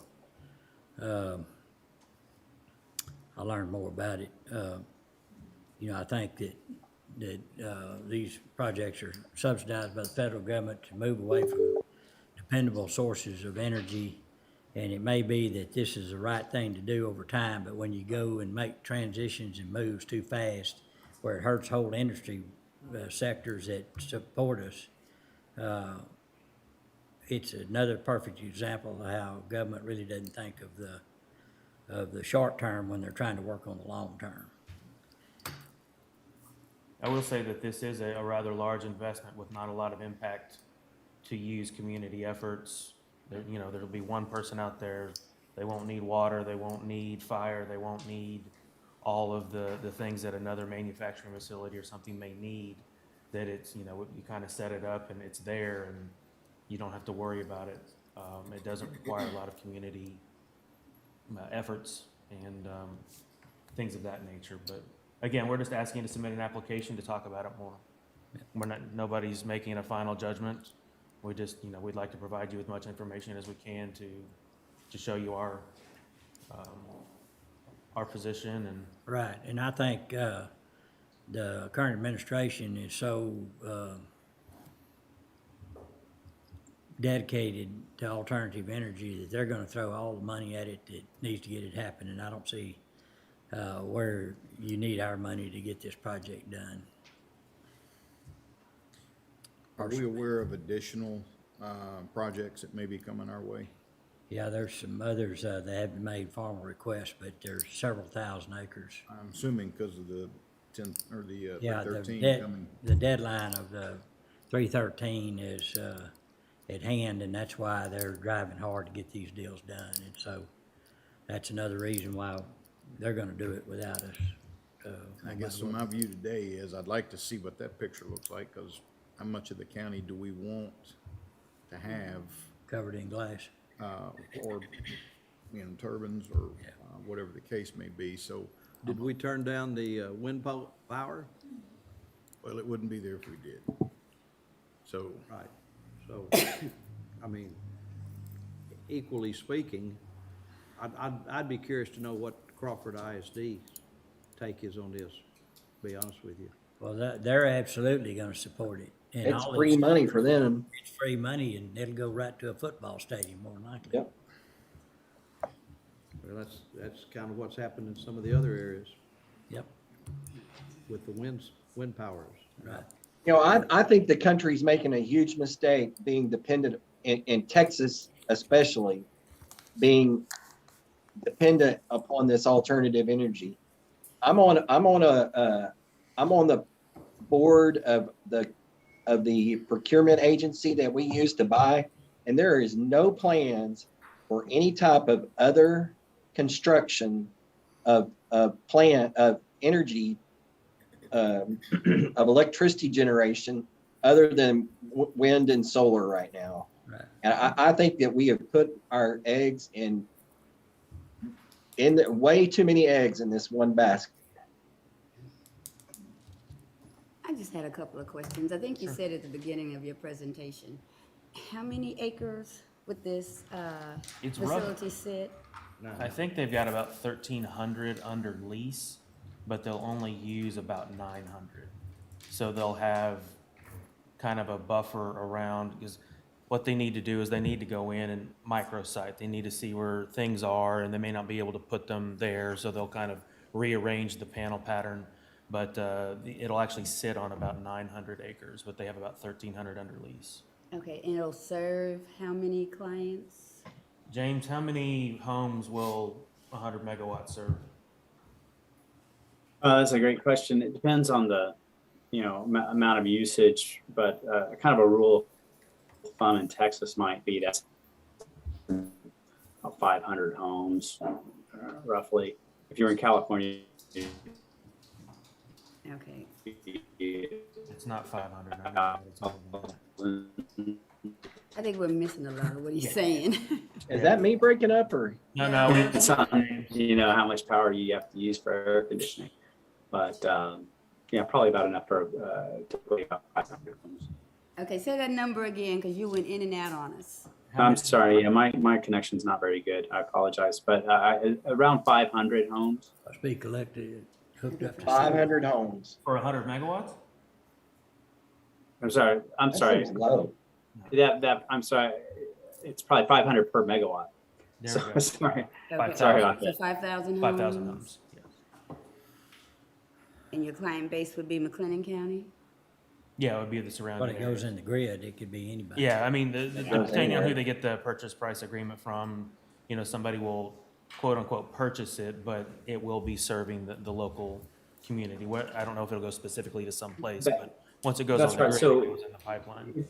That's right. It feeds into the grid and is taken off wherever it's needed closest by, but the actual financial transaction would most likely be with the utility. Typically, most of our projects have been to serve the city utility of San Antonio, but they don't all have to. In many cases, there are other utilities as well. The other thing on these projects I've noticed, and especially in the wind, those are primarily done on absentee landowners. So they're getting the royalties off of the projects, but they don't live there and have to look at them. The principal landowner here is 75% of the land that we've leased is that family who live right there. Okay, I want to get the right visual, because I'm thinking that solar panels are kind of flat. I mean, like, they're not like the wind turbines that. No, they'll be about 6 feet tall. Oh. Yeah, so they'll have piles that they'll put in the ground. And then they'll essentially tilt during the day on the axis, and they'll go like this. And so at its highest point, I think it's probably 6 or 7 feet off the ground, and they'll tilt back and forth. And when they're done at the day, they'll go back to start over. And that's what he was talking about, the shrubbery and the trees and stuff, that you don't need too tall of trees to block them, especially they're gonna have a buffer. It's not gonna be right up on a fence line or anything. So the further you get away, just the way that you look at things, they don't need to be as high to cover. Well, I'm a proponent of green energy, and I might be a little different from the members on the court, because I think those wind turbines are pretty, the ones that I have out in my precinct. And I think you can't go wrong having alternate sources of energy. You just can't go wrong. And I'm not gonna fault renewable energy for what's happening to other sectors in the energy environment. But it is in precinct 4, and, but it doesn't stop me from saying that I would support allowing you to put in a tax abatement and talk to the Greater Chamber. Because you could have put in that application without coming to us, is that correct? That's not what I was advised. Okay, Well, you had to have come here It's gonna first have and to be then. a public hearing and. the No, whole- I mean, just to put in the application before that process starts. The Or does application he- is for our abatement. Right, If I understand it right, they could go ahead without us, and that's what I'm suggesting, that Without asking us for the 312, for the 312 agreement. but they're wanting the 312 to move forward. right. So they had to come here today and then go to the chamber, Well, I think the chamber's out of the, Yeah. that's recommended, that they come see us, right? yes. Okay. So after they would have put in the tax abatement application, that's when the public hearings come into play and the citizens in the area get a chance to, Reinvestment zone has to be created. and that's when you get the public input to know kind of really what that community wants. Well, my position would be, since I don't live in China Springs, I do think it's pretty out in Mart what I have, but I would not stand in the way of allowing the citizens in China Springs to say what they want in that area. Crawford, okay. I just wouldn't stand in the way of allowing the individuals who are going to be impacted by the site and whatever would come from that project. I'm not going to stand in the way of allowing them to have that voice for you. So that would be my position. Well, if we agreed or didn't agree to the abatement, that doesn't have anything to do with them being able to move forward. Well, that's true, but if we agreed to the abatement, it would help them in the process of moving forward. And so I would really like to know what the citizens of Crawford think about it. I don't know. When we took that approach in Mark, just nobody showed up. Yeah. Yes, they did. No, they did. Yes, they No, did. not one person showed up On which one? The one I went to, we had a room full. No, we're talking about here. to court. Oh, well, that's because we met out in Mart. They gave me an earphone. No, they didn't come to the court. And I'm thinking, for this process, wouldn't you have town halls out in the city? You know, it'd be easier to have, I mean, the public hearing's gonna have to be held in here. Okay. So I just know they turned out if the other at commissioners. Mart wanna- City if the Hall. other Right, commissioners but that wanna- was for the school. That didn't have Right. anything to do with us. They would need to come Yeah. here and Right. ask us, and, Well, I went so I could hear what they said. I just wanted to Yeah. hear what they They said. would still have a hearing at the school district for the school district to be a participant. It would have to take place in the district for the Yeah, school district I to assume be they're a under Yeah. the same Now bring guidelines the that we people are, out. Yeah. that they have And to have the that way hearing. you would know what was said, and not said. But my point would be, and it's a question of fairness. If this court approved a similar abatement or a reinvestment zone for other areas of the county that allowed school districts to benefit and gain, I have a hard time saying we're not gonna allow Crawford to do the same thing. I'm okay with allowing Crawford to do the same thing. I'm just Yeah. saying that I don't support us We can't participating. kill the project. I understand that, but did we approve? I voted against the project in March. Did we enter into an agreement with the wind power farms Yes, for Yes. abatement? We did that. right. We did that. And out of fairness, how can we not do the same thing for Crawford? Well, let me ask you this, at what point do we say no more when we've got 8 or 10 of them lined up to come in? I don't know. I So don't know. Let's say no more right now. That's know? the concern I have. I'm not against the renewable energy, but it concerns me knowing that the 313 is going out in 2022, and we already know there are large projects that are on the horizon that are looking at what point, is 25% of our rural land covered in renewable energy? Are we okay with that? These are just we need to discuss that kind of stuff. Because Well, That's true, that's true. you I have, mean, we are a policy setting board. I mean, so, I mean, we have that right. Would you be opposed to allowing them to submit the application for tax abatement and our revisiting this after the individual's out in Crawford? Because, we could be doing all of this talking and they may go to Crawford and the citizens may say no. I don't know. So how do you feel I about don't that? know if Crawford can do a 313 without a reinvestment zone. I'm not sure. Can they? Yes, they can create their own. Okay. Just let them do it. I mean, if that's what you want to do. So the way the 313 works is that some of that money goes back to them, doesn't it? They do get a revenue protection payment, which essentially gives To them their, the to first- their, to their foundation, which will then turn around and use it for a football stadium, correct? I think they can use it as they see fit. I guarantee you they're not gonna use it for a football stadium. They've got interior ceilings that are collapsing and stuff, so. Well, I hope they wouldn't, We've got a nice football stadium. We don't need. What you thinking over there? Well, I was wanting to defer it today anyway, because I knew we were Okay. gonna generate some interest, but I think it's incumbent upon us to look to the future too, and not just go, well, hey, and Jim, I understand where you're coming from, but we need to also, if we do this, then how many more? And what do they look like, and where are they going?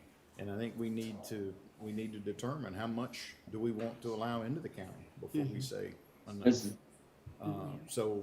Can we not set policy and say no more than a certain percentage of our land in McLennan County will be devoted to? Or can we say at some point, from this day forward, we're not going to accept any more applications for It doesn't- alternative energy? It doesn't stop it, because they don't have to have. I think we can. I think we can do all that. We can do any of those.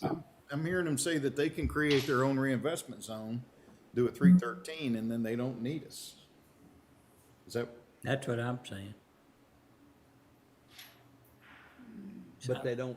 It's up to the, I mean, benefit from, any abatements from the any county? abatements from us. Right. Well, Yeah, they who's don't gonna benefit. benefit? So it won't be the school district anyway. It'll be the project. They so if we benefit. don't, They can take it out of the landowner's piece.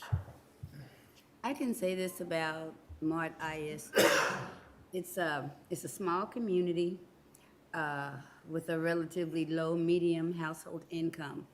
And with the Prairie Hill Wind Farm, they have been able to, they built another school and they've been able to make some enhancements out there. So I do see the benefits of allowing those small rural communities to prosper economically from various sources of revenue. So I don't see that as a downside to it, but I do hear exactly what you're saying, and I think what you and Commissioner Jones are saying, we do need to implement some type of policy so we can kind of navigate as we move into the future, what our land is gonna look like. I do see the relevance and the need for that. Well, You said you you were gonna could do defer. right after this, right after this one, take it out of your tax abatement agreement. But this is, your tax abatement guidelines, but, you've got somebody that's actually gone through the process of getting the land gathered together, the leases gathered together, and it's coming in. Do you want to do it to them, or do you want to just wait until you do that and just change the guidelines so that this is the last one? Did you want to defer today? Yes, Okay. because that in and of itself, Mike, requires a good bit of discussion Right, on what do we want this place to look like in 20 years? right. What, where do we draw the line? What is the line we can draw? we're not even real sure exactly. So I would make a motion today to defer. Second. Have a motion, second, any other discussion? No other discussion, all in favor say aye. Aye. Aye. Opposed? Pass. Thank you. What are we deferring? Sorry. Any action the court might take. Okay. Did I understand correctly that we can still submit an application? Yes, we didn't say, nobody said you couldn't.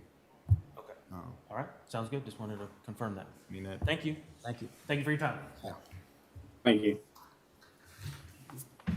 Judge, we have, Randy Riggs has an interview coming up. We have an item for him under N12, discussion and or action on furniture placement request in the records building lobby.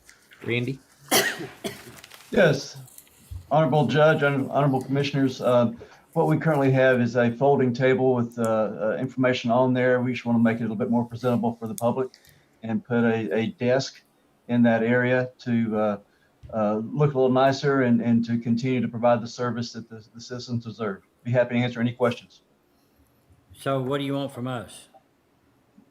It was discussed with Dustin in regard to doing that, and he said it may be best to bring it before the court to get the permission. We already have the desk, don't need any funds, just asking permission. Okay. Judge, I know we've had some issues before and some changes in the records building lobby, so just wanted to bring that before the court for the court's decision. Commissioner Smith? I think it'll look a lot better than what's out there. Yeah. I sentiment exactly. Yeah, okay. Move to approve. Second. Second. Have a motion, second, any other discussion? No other discussion, all in favor say aye. Aye. Aye. Opposed?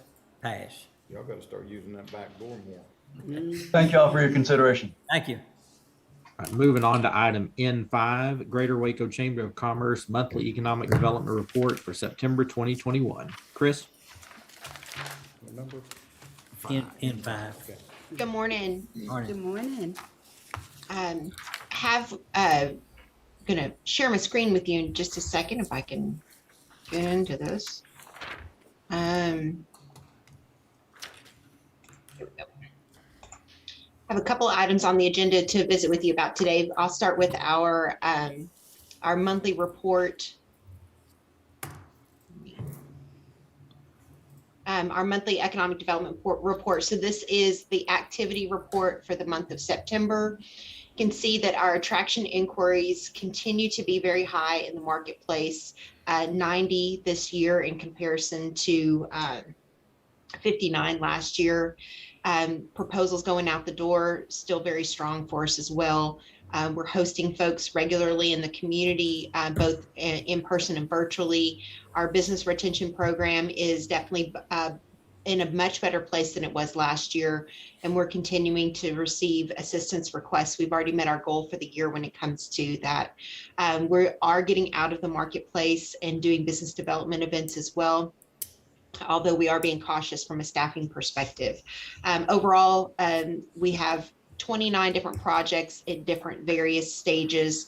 20 of those are attraction projects and 9 are expansion, representing, if all of them came to fruition, over 9,600 jobs in the marketplace and over almost 5 million square feet of real estate and nearly $5 billion in capital investment.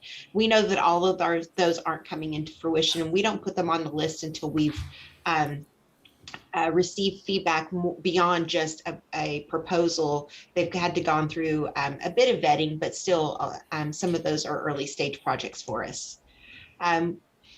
We do work with our partners at First National Bank of Central Texas and the Waco Trib on a regular basis for our economic index. You can see here that the economy is still rolling strong. The index number remained steady between July and August numbers, but is up almost 7.5% from August of 2020. A lot of different drivers going into that, but hotel occupancy tax collections remain strong for us. As you can imagine, this month of October is very busy for us, so we anticipate that that's going to result in a really strong showing for us in the coming months in the report. Single-family housing is strong. Retail sales tax collections are strong too. And we know that 2020 is a bit of a blip year. So we look at 2019 as the metric for performance, measuring performance, and we are outperforming 2019 numbers. So overall, the economy is in a really good state.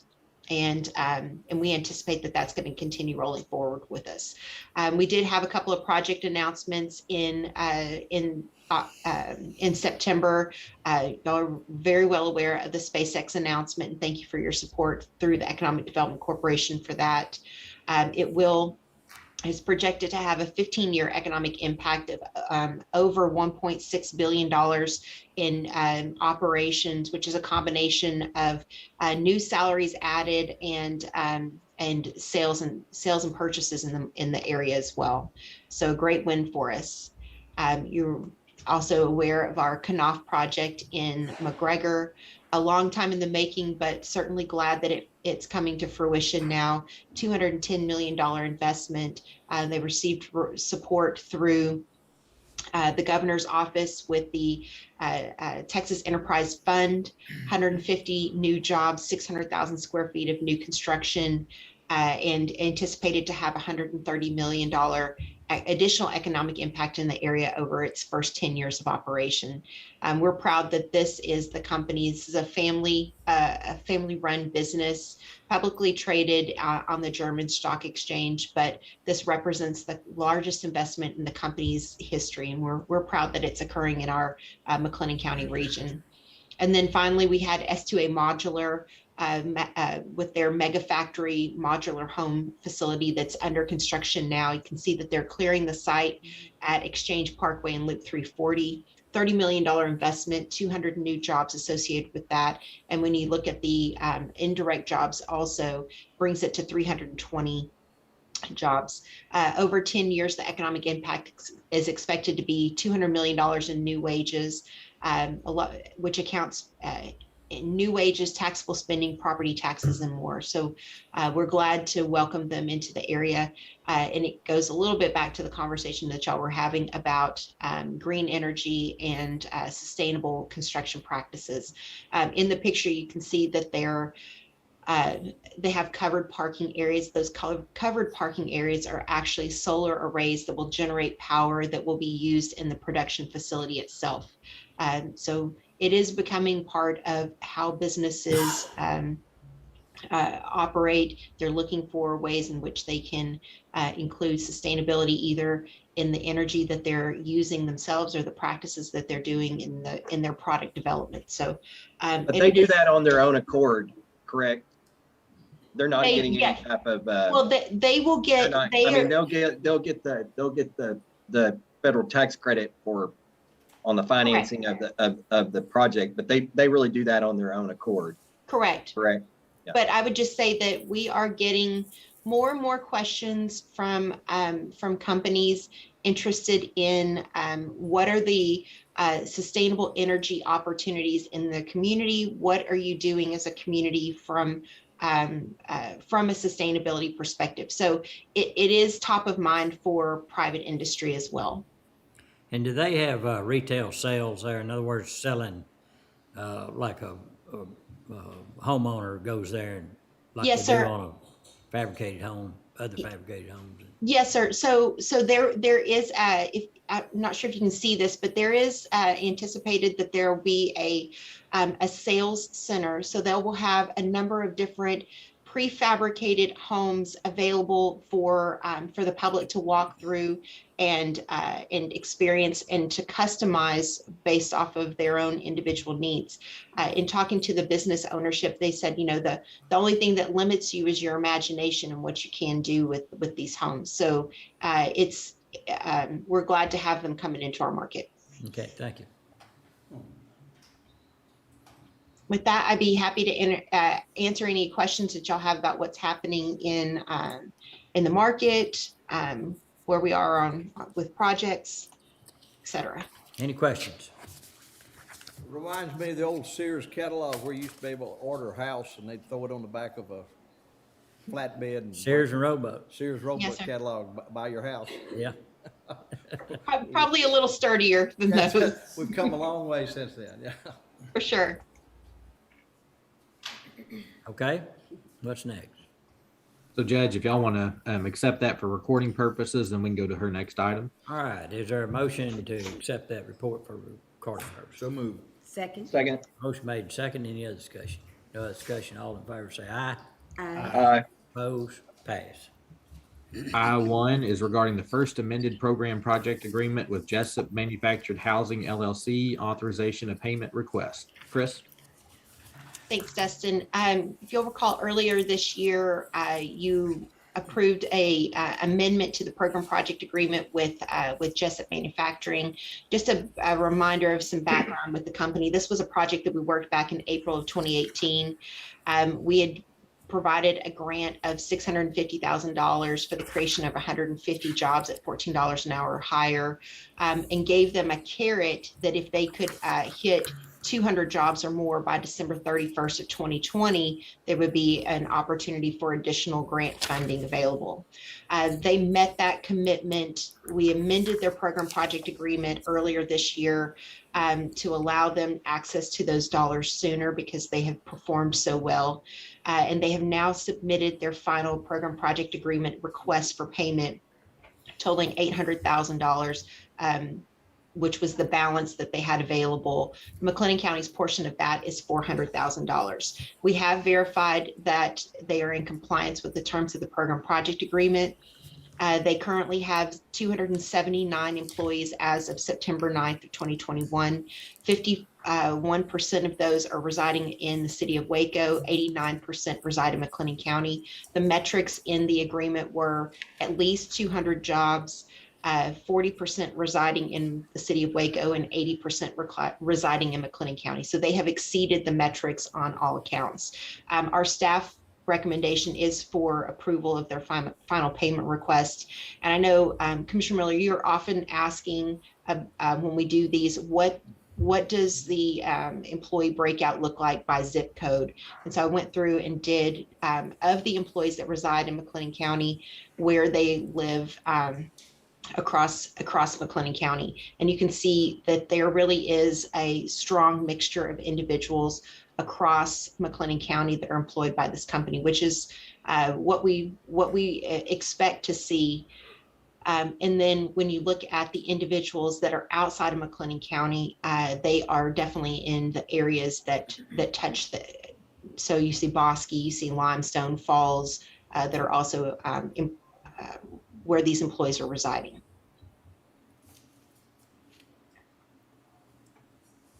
Okay, any questions? All right, what's the pleasure of the court? Is there a motion to approve the payment request, which would come out of our WebMec funds? Second? Have a motion and second. Any other discussion? No other discussion. All in favor say aye. Aye. Opposed? Pass. Thank you. All right, Judge, did you want to go ahead and take a break now? Yeah, and then we'll come back and is John available? Yes, sir. He just got back. So he's gonna All right, walk over. let's take a 5-minute break.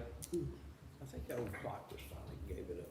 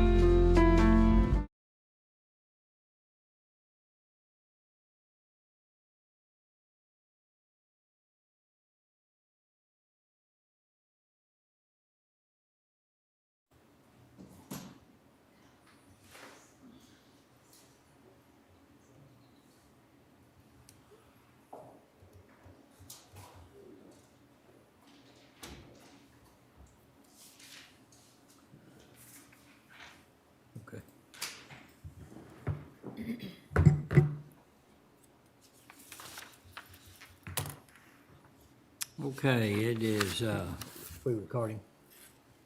We recording? Okay. All right, it is 11:10. Call court back into session. I'd like to go into executive session under two different sections. One is 551.074 regarding personnel matters, and the other one is section 551.087 of the government code regarding economic development negotiations. So Dustin, which one do we want to do first? Judge, I think we'll start with economic development and then finish up with personnel. Okay, so we'll need Chris and Dustin, and who else? Is that it outside? For that one, yes, sir. And then the next one, if IT can set me up as a host, and they may have already done so, I can bring Okay. the others in All for the right. person. Well, John's actually in here, so I'm gonna ask him if he'll step out a minute, then we will, Okay. we'll call you to come back in. We have one item prior to that. Thank you, John. Dustin, you are set as co-host. Perfect. Thank you, Tim. Sir.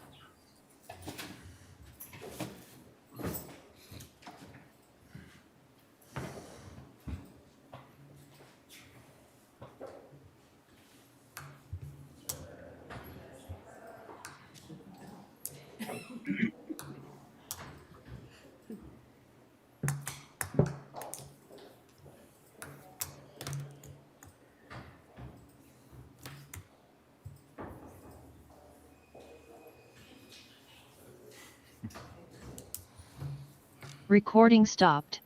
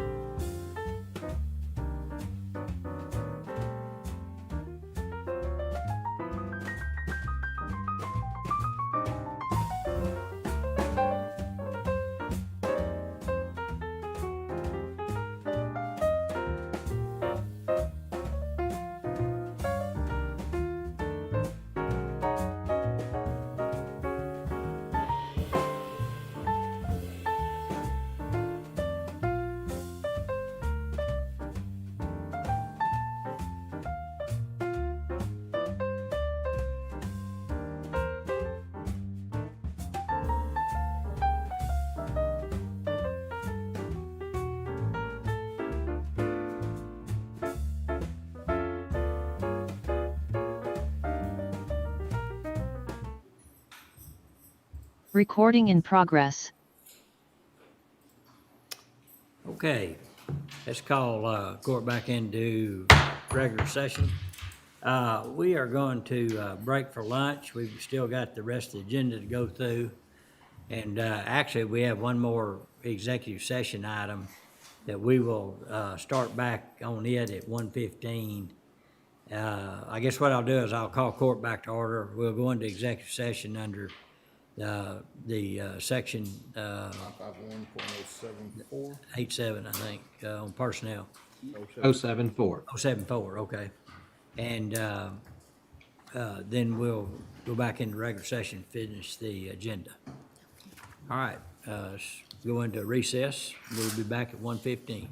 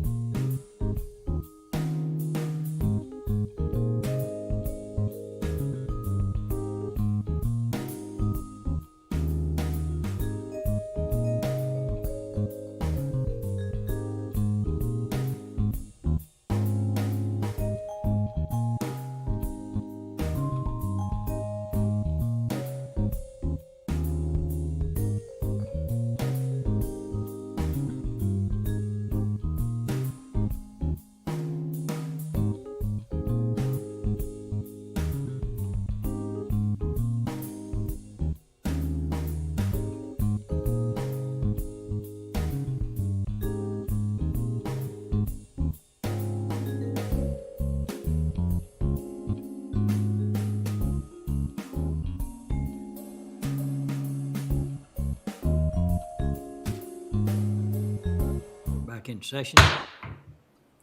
All right, Dustin? Yes, sir. And Judges, John. John's in the house. All right, then we can go back into executive session under 551.074 if you'd like to. Okay, let's see, I'm assuming, Commissioner Miller's gonna join in person. I don't see her on the, She's got her stuff still here. yeah. I think they're still over here. They are? What if she thought 1:30? Yep.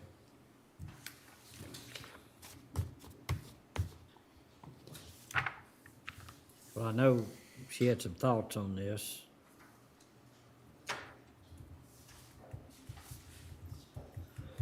And there they are. And there they are. All right.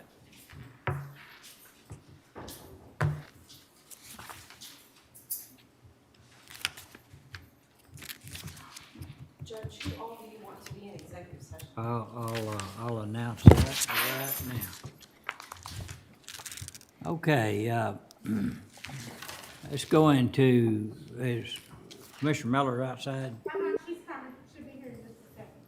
Okay, let's go into executive session under 551.074 of Government Code regarding personnel matters. And I'd like to ask John Gimbel, Dustin Chapman to stay.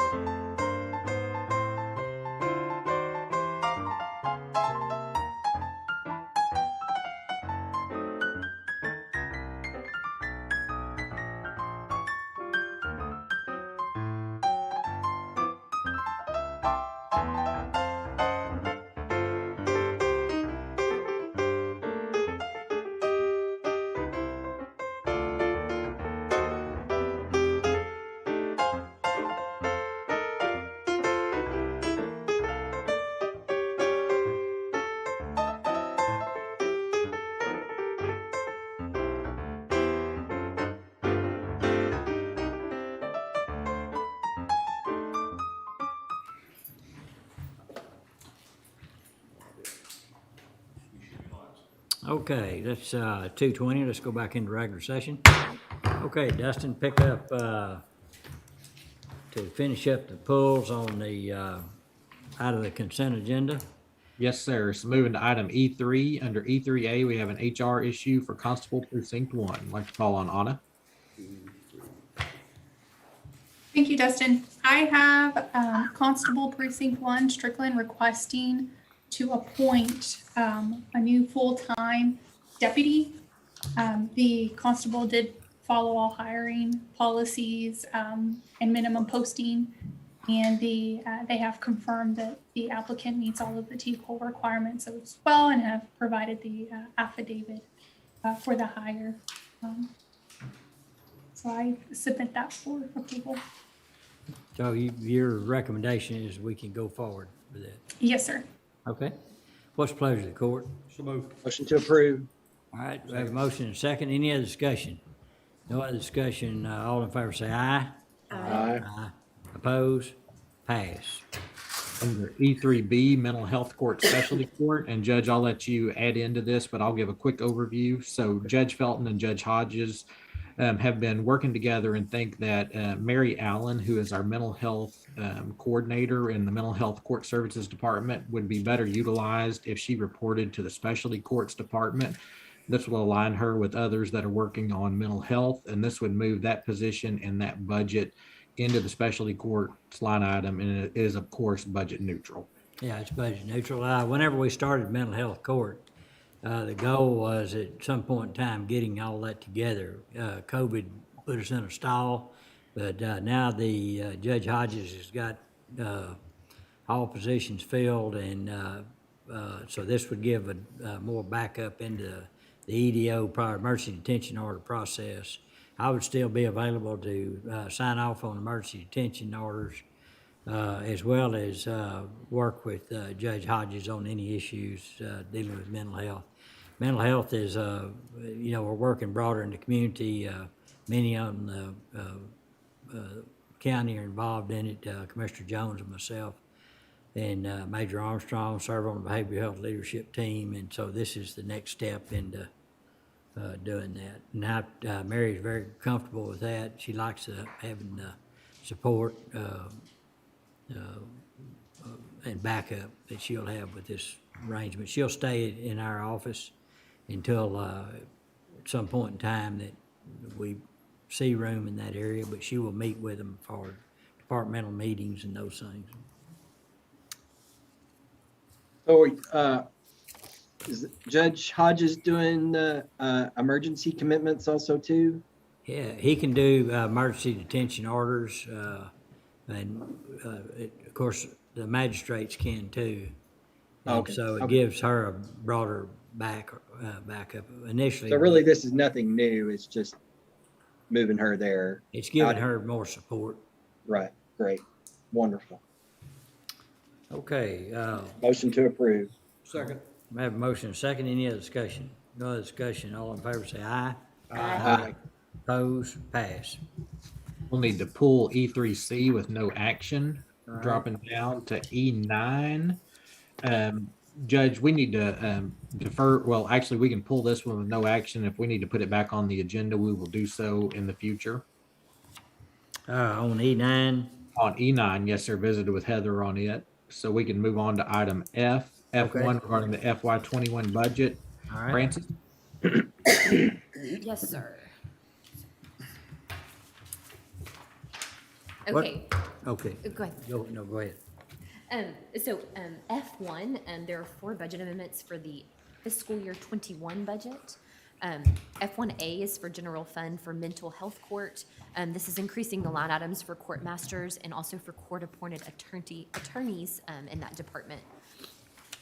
F1B, this is general fund in the county-wide department.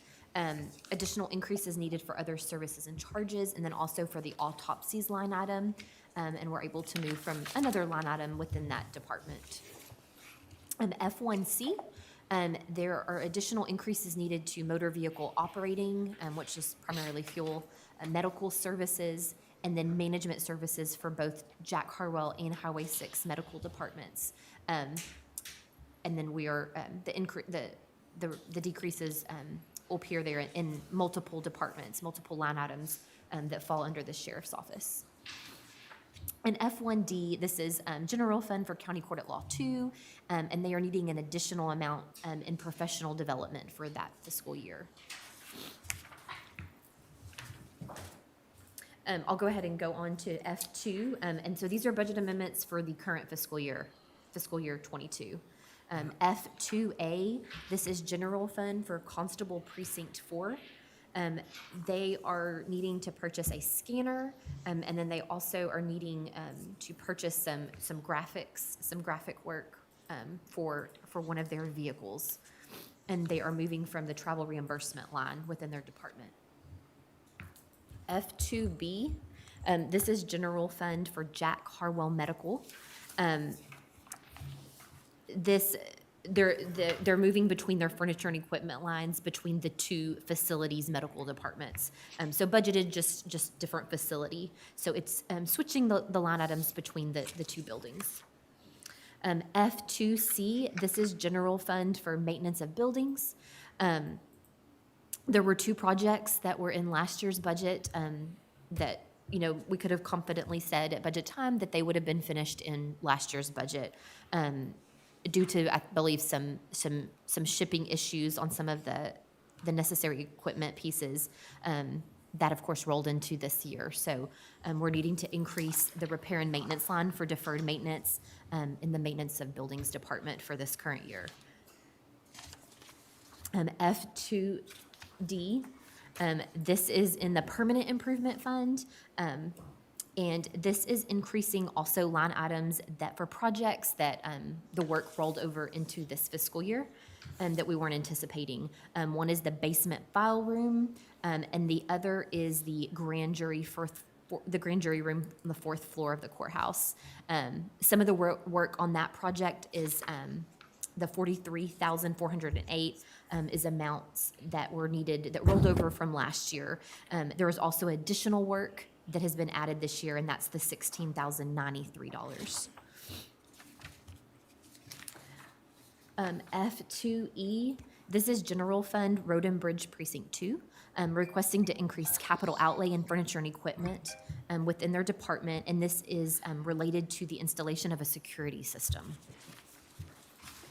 F2G, General Fund, Countywide Department. There's 3 increases there to 3 different lines. It's all related to some Christmas decorations that will be purchased for the courthouse. The itemized list is attached to that budget amendment. And then F2H is General Fund for capital outlay. There is some equipment that the sheriff's office was purchasing for vehicles that was not received in time before the last fiscal year was out. So that cost has rolled over into this year. And then, I'm sorry, stop there. I passed over F2F, and that needs to be deferred. Motion to defer F2F. Okay, yeah. Second. All right, All right, you heard, all the items on, under the 21 budget, under F1A through,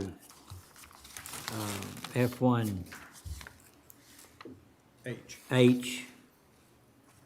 Wait a minute, is that right? F1. And Judge, we did have a deferral and a second on F2F on the floor. Okay, thank you. All right, there's a motion for a deferral, F2F. F2F, is there a second? Second. Do we have a second? All in favor, say aye. Aye. Opposed? Pass. All right, back up, on the, 2021 budget, F1A through F1D. And then also on the FY22 budget, F2A through, F2H. Is there a motion to approve those? So move. Second. A motion and second, any- Question? yeah. That we also had a supplemental request that was a 2021 budget amendment. Could we add that to the 2021 and included in this motion? Or does that need to be taken separately?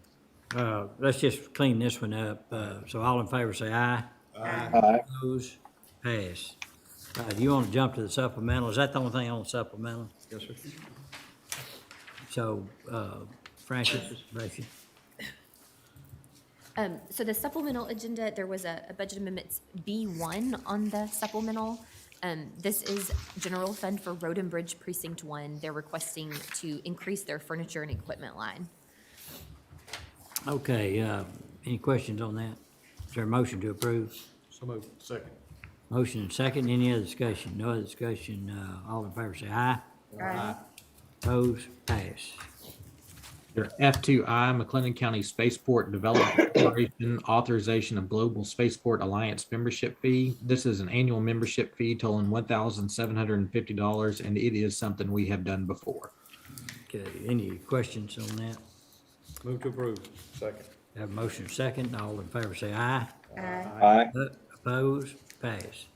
F2J is authorization of Texas Association of Counties claim deductible invoices. F2J1 regarding a invoice associated with Jordan Tyler totaling $1,933. F2J2 is regarding an invoice associated with Christopher Fultz in the amount of $6,352.80. And both of these were matters from the jail. Okay, what's the pleasure on F2J and F2J1 and F2J2? Move to approve. Motion. Second. Yep. Okay, have motion second, any discussion? No discussion, all in favor say aye. Aye. Opposed? Pass. F2K, McLennan County Investment Fund, authorization of funding request. We're working on an agreement with the investment fund, and we request this be deferred. Motion to defer. Second. I have motion second, any other discussion? No other discussion, all in favor say aye. Aye. Opposed? Pass. Under item G, bids, G1's authorization of renewal for bid 20-002, unleaded and diesel fuel for McLennan County with Bikes Wholesale. Ken? Yes, sir. Again, we have this agreement with Bikes Wholesale for fuel for the precincts. And we contacted Fikes and consulted with Tina Purvis. They would like to renew under the same terms and conditions that we have currently. We received an email stating that they would.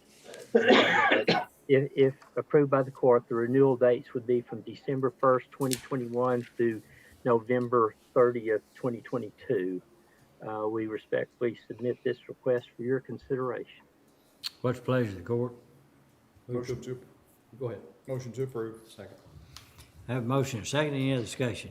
No other discussion, all in favor say aye. Aye. Opposed? Pass. Under item H, contracts and interlocal agreements, H1 is authorization of agreements for legal services to indigent parents pursuant to Texas Family Code section 107-01 or .1013.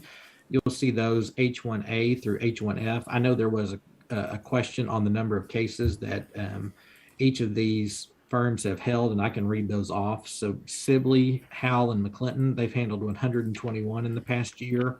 Martinez and Martinez, 57.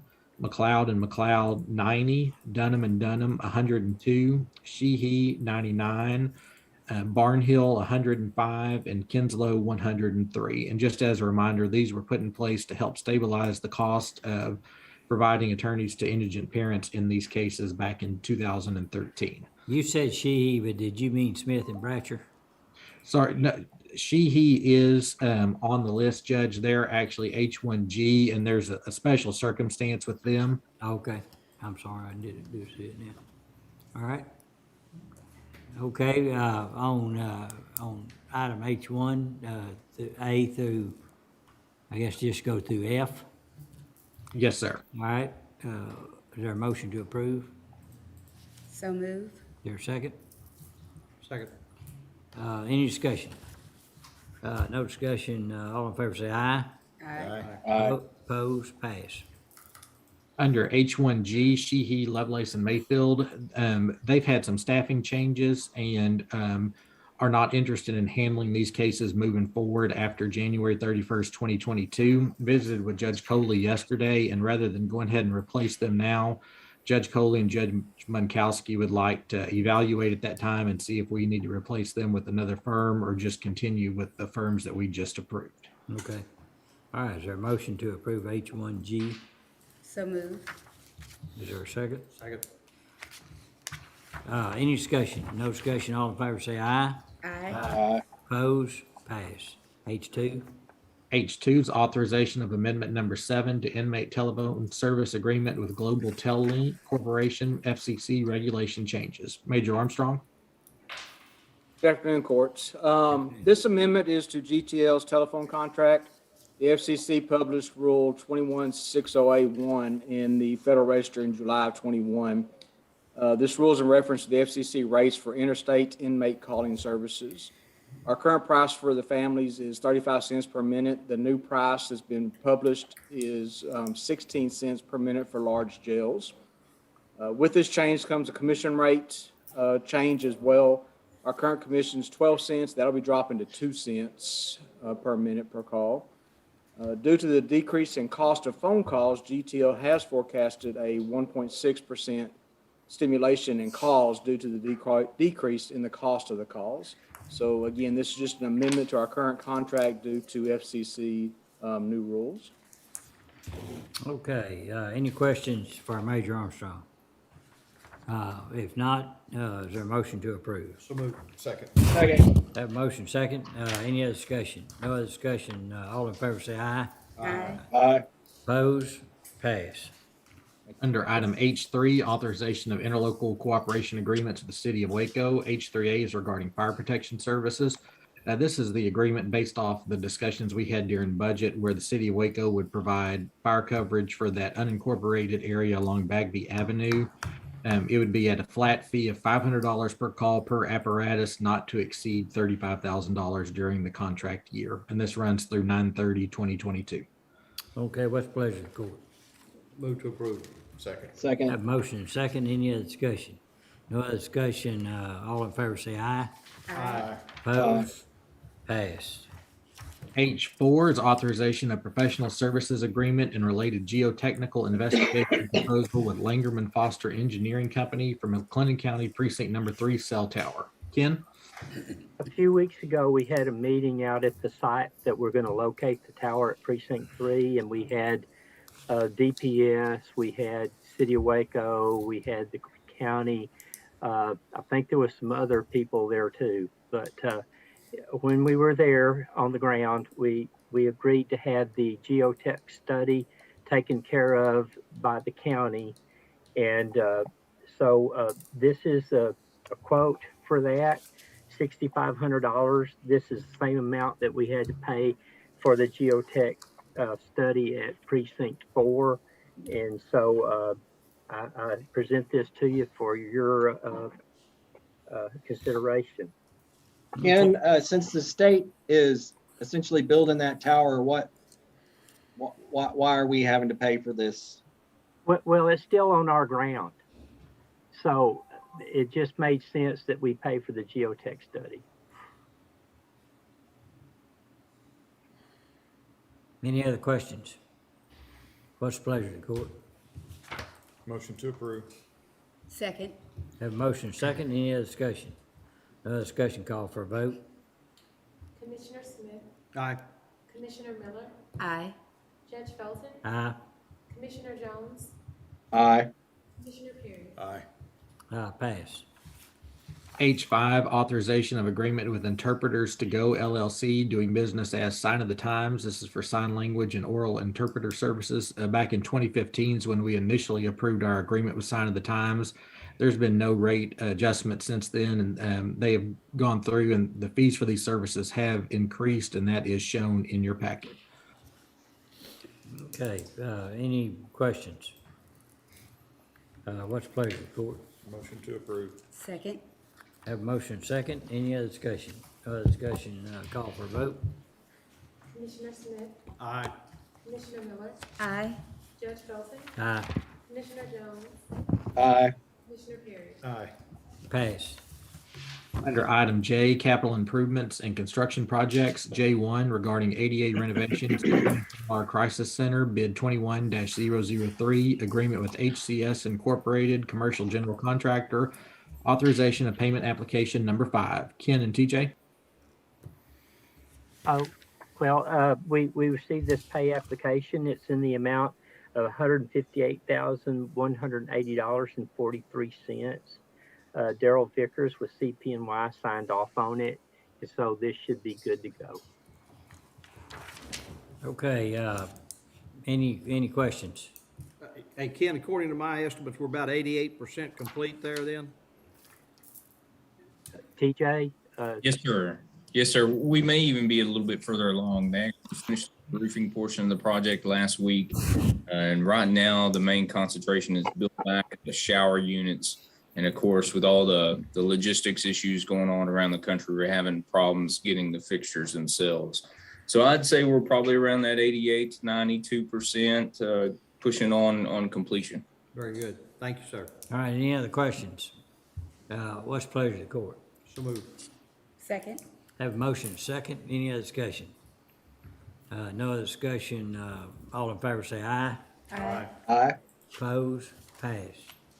L1C, authorization of American Rescue Plan budget adjustment. Francis? Yes, so as you have discussions and, through each project that you want to fund, with ARP funds, we've just kind of combined and really just at a glance, you can see what you have decided upon, what we feel is eligible, what we've gotten guidance from our consultant, what is eligible. So this will just kind of walk forward, and we'll update this every time you make a decision to fund a new project. So at the top, you'll see that total allocated of the 49.8 million. And then that center column being what we have adjusted down from that. It's sorted by category, by eligible categories, and then we've set a project number for each item. And that'll be used to track for reporting purposes and to keep documents organized. But you'll see they're under public health. We already have Waco Family Medicine, MHMR, and then cultural arts. If you go down further to category 7, you'll see there the two under administrative expenses, those being our consultants, BKD and LAN. And then back up to category 6, that category of eligible expenditures is revenue replacement. So we've gone ahead and kind of isolated that amount that was the amount of revenue loss for 2020. So it opens it up, to be that costs that meet that provision of government services, they're eligible under that category. So you haven't made any decisions on how you want to spend that yet. No specific projects there yet, but we just wanted to isolate that amount so you could see how that's flowing. So again, we'll keep updating this as you make decisions, and so that you could follow, what's been approved and what category. So that's county revenue lost right there? Correct. County revenue. Countywide, 1.6 million. Yes. Countywide. Okay. Yes. Yeah, about 400,000 was loss of revenue at the base, right? Yes, and then that was, if you compare those years, that was the number. This number, you have to look at, what we ended up doing was taking the average increase of revenue over several years and then compared 2020 to 19. And that was the, when we used that average increase that we've been seeing, that was the amount that we were short, based on that average increase. Okay. And so we'll continue to do that. Hotel calculation. motel tax? Now, That the hotel motel tax or So or just the loss of rental revenue and things like that? So it's really Loss of the all fare. it's all inclusive. That number, that revenue loss is a countywide. They want you to look at it. You don't differentiate. You lump it all together and look at it as a whole. So that hotel, motel, and vehicle tax is included in that calculation. But so Okay. is property taxes and all of our fines and fees and everything else. all right. Okay, And if you want to approve that, we're kind of considering it Just almost for like a report? budget. Well, we have, of course, line items in our financial statements in our budget. So this will set up a budget for each of those projects. So Okay. kind of like a budget amendment, I guess you could look at it that way. all right. Under L1C, is there a motion to approve? So moved. Second? Second. Motion and second, any discussion? No discussion, all in favor say aye. Aye. Aye. Opposed, pass. L2 regarding U.S. Department of Treasury Emergency Rental Assistance Program, authorization of reimbursement requests, reports from the city of Waco. In your packet are reports from the city for the weeks ending October 1st and October 8th. We just need a motion to accept those for recording. All right, what's the pleasure of the court? Motion to approve for recording purposes. Second. Have motion second, any other discussion? No other discussion, all in favor say aye. Aye. Aye. Opposed, pass. L3 regarding the Texas Community Block Grant for water and sewer improvements in the unincorporated community of Elmont. This is a ratification of certification of pre-construction approvals for the Oak Forest waterline replacement.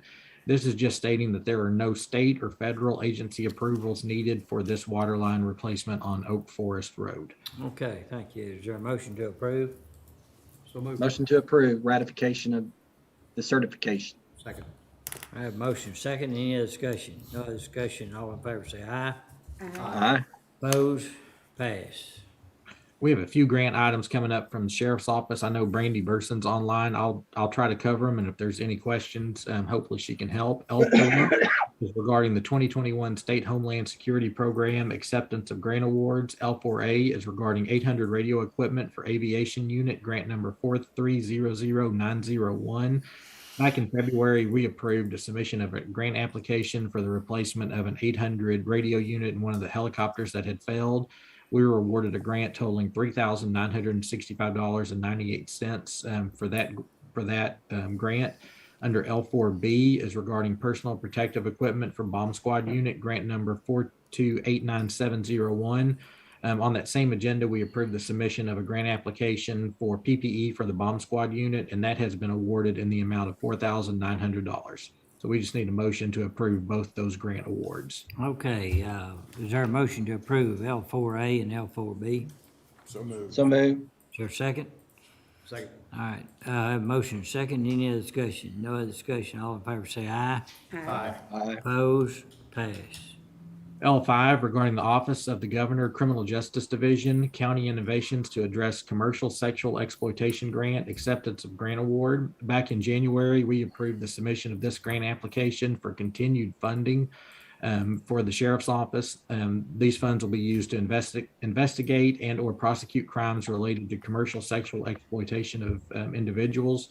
And this budget is budget from the grant will cover 2 investigators and administrative support and totals $250,000. Wow.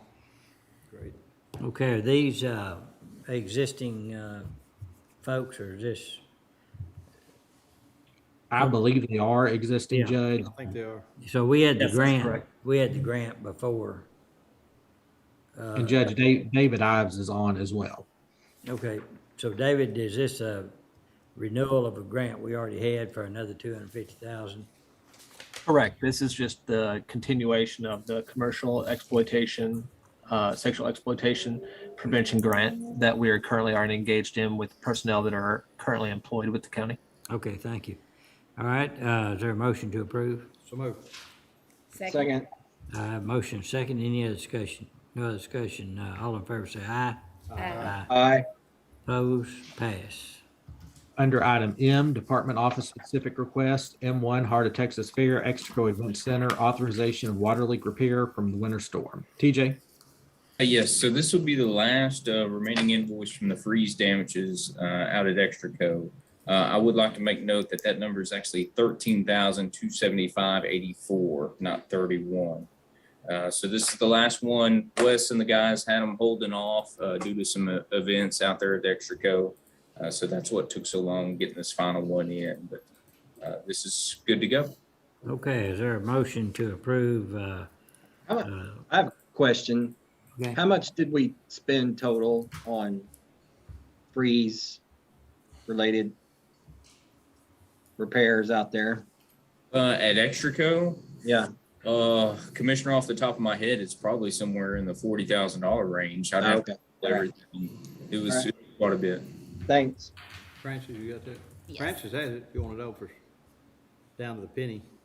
Specifically for Extra. weather related. Uh-huh. After this amount, it would be roughly 46,000, right at 46,000. What was it on the courthouse? You know Um, what it was? that one will take me a little, I That's need all right. to, but I can find out. Okay. All right, let's see, do we have a motion second? No, we don't. Motion to approve M1. Is there a second? Second. Motion made, second, any other discussion? No other discussion, all in favor say aye. Aye. Opposed? Pass. M2, County Sheriff, approval of order declaring certain property as not meeting the criteria for salvage or surplus and authorizing disposal of said waste property. This is expired armor panels. Ken? Yes, we were contacted by the sheriff's department that they would like to get rid of these. They sent an extensive list of items with serial numbers. And again, as referred to, these items do not meet the criteria set forth in section 263.151, sections 1 and 2, to be certified as salvage or surplus. That they're just waste and then will be disposed of as waste if the court agrees. Okay, what's the pleasure of the court? Move to approve. Second. Have a motion second, any other discussion? No other discussion, all in favor say aye. Aye. Opposed? Pass. M3.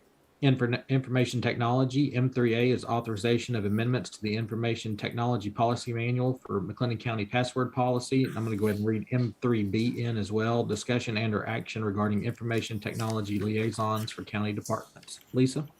Thank you, Dustin. For the password policy, I'm submitting an amendment before court to add language to enhance the security with additional complexity requirements as recommended by the National Institute of Standards and Technology. And if this is approved by court, I will send out notification to all departments for this amendment. For these added items, they're highlighted there in the policy I provided. Are there any questions? Any questions anyone have? Lisa, I would, I'm not arguing, but I would state that the first statement doesn't make a lot of sense. When Okay. I don't understand the word else stuck in there, and restrictions managed through system services where functionality exists, else is the responsibility. That I don't. Maybe otherwise would be a better. Otherwise is, that might, make a lot more sense. Okay, I can make that edit, sir. Okay, any other questions? All right. What's the pleasure of the court? Move to approve with change. Is there a second? Second.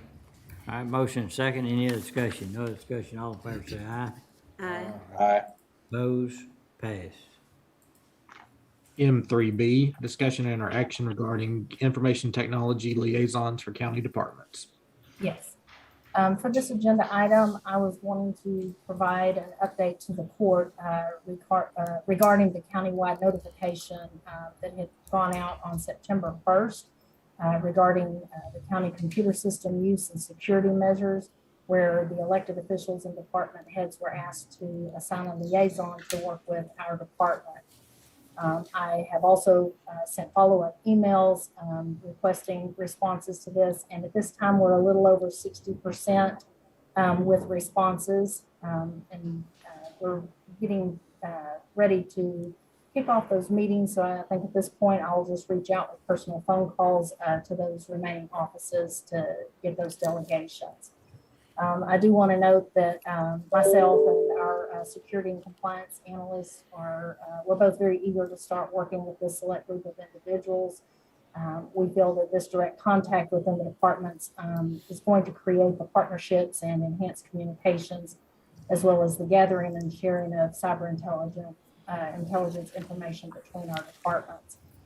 We're hoping to utilize these designees in a number of ways. We want to provide pertinent information in advance notice of scheduled system events or coming changes, and allow that dialogue regarding the department's concerns or impacts. We also would like to rely on them to ensure we have timely completion of required training in their departments.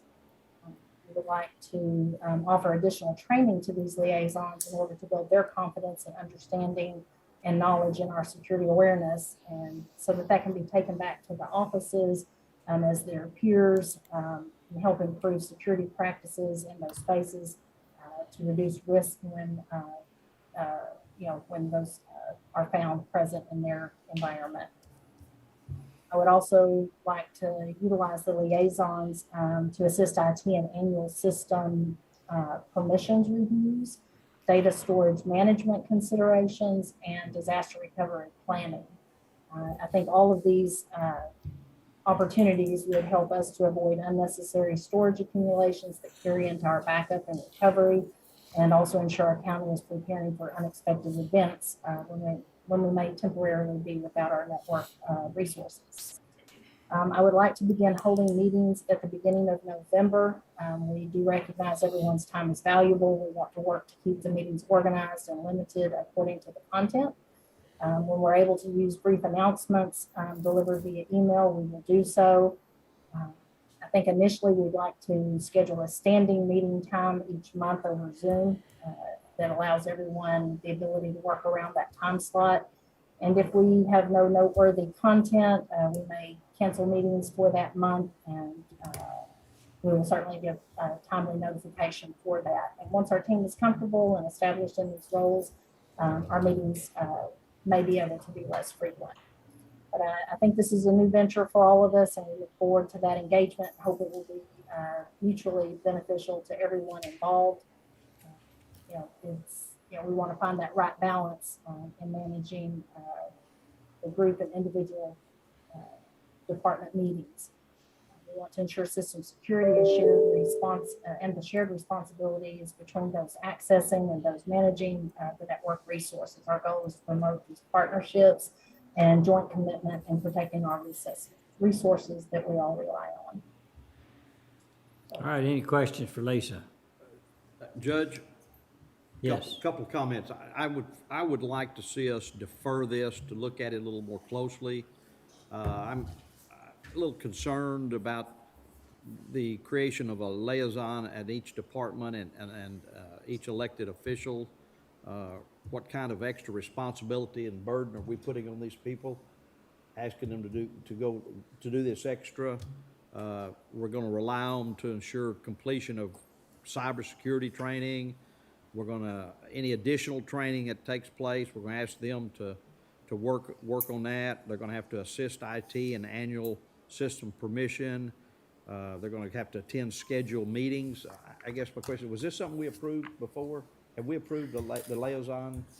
No. Going out and asking for all this? Well, I think we need to look at this and maybe discuss it a little bit more to see if this is something we want to place on people in our departments and our offices. I think it was. Commissioner, I do want to, sorry, go ahead, Commissioner. I was just saying, I think it was discussed, was it not? It was done in executive session under due to security concerns. And so without going into any details, Okay, that's when it came up. Okay. Maybe I wasn't aware of the scope of it when it came up, but after I read this, Was that the report that Brandon gave that a couple weeks ago? Brandon? Yes, sir. And to be fair, you're correct, Commissioner Smith. The scope may have expanded beyond all the areas we touched on. We can certainly dial this back if we need to. But some of these areas, I mean, our intent is not to overburden the departments. It's really just to have that contact, knowing that we have the confidence to communicate with someone inside each department. Sadly, sometimes, as IT, we try to do our best to communicate.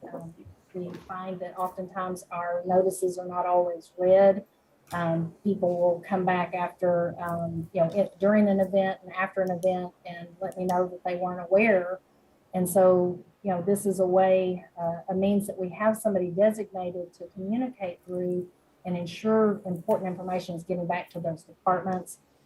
We do have some annual responsibilities on the IT side where we're trying to manage permissions, what's appropriate, and managing our digital storage in addition to our paper storage.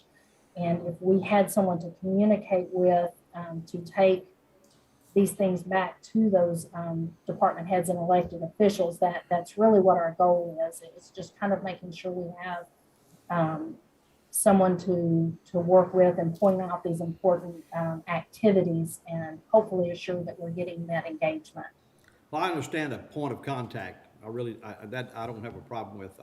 Standing meetings every month or so many months, being responsible for making sure cybersecurity training takes place. I think we're taking responsibilities away from maybe where they need to be and putting them on people who already have enough responsibilities. So when I read it, it just seemed like a lot more than what we had originally discussed, or maybe that's the reason I didn't remember discussing all of it. Well, so a motion to defer, and then that gives time to develop any questions anybody might have for Lisa directly, and then we'll have it back on the following meeting. And if we need to go back into executive session to any sensitive issues to discuss, we can do that. I do understand that with the ever-evolving cybersecurity issues that are out there, that training is necessary, but maybe, I understand we don't want to get off and start assigning a big workload for another department when they might be able to just stay on top of it and report to the department heads or elected officials that their people are participating. So I think the intent is great. I do. I just would like to see us maybe look at some of the responsibilities and everything here to Okay. see how we're going. So my motion would be to defer to give us a chance to look at it a little bit more closely. Okay. Second. Motion made, second. Any other discussion? No other discussion. All in favor say aye. Aye. Aye. Opposed? Pass. Thank you, Lisa. M4, Road and Bridge Precinct 3, authorization of phone request. Lisa? Yes, so this is a request from Road and Bridge Precinct 3 to join our Mitel phone network. This is a transition that would allow that remote location to benefit from the features within this system. They have also stated that taking a used phone from our IT on-hand inventory would work for them. We have the associated licenses needed within our inventory as well, and an available network switch for this transition. Okay, any questions? What's the pleasure, Court? So Motion to approve the phone request. Second. Have motion second. Any other discussion? No other discussion. All in favor say aye. Aye. Opposed? Pass.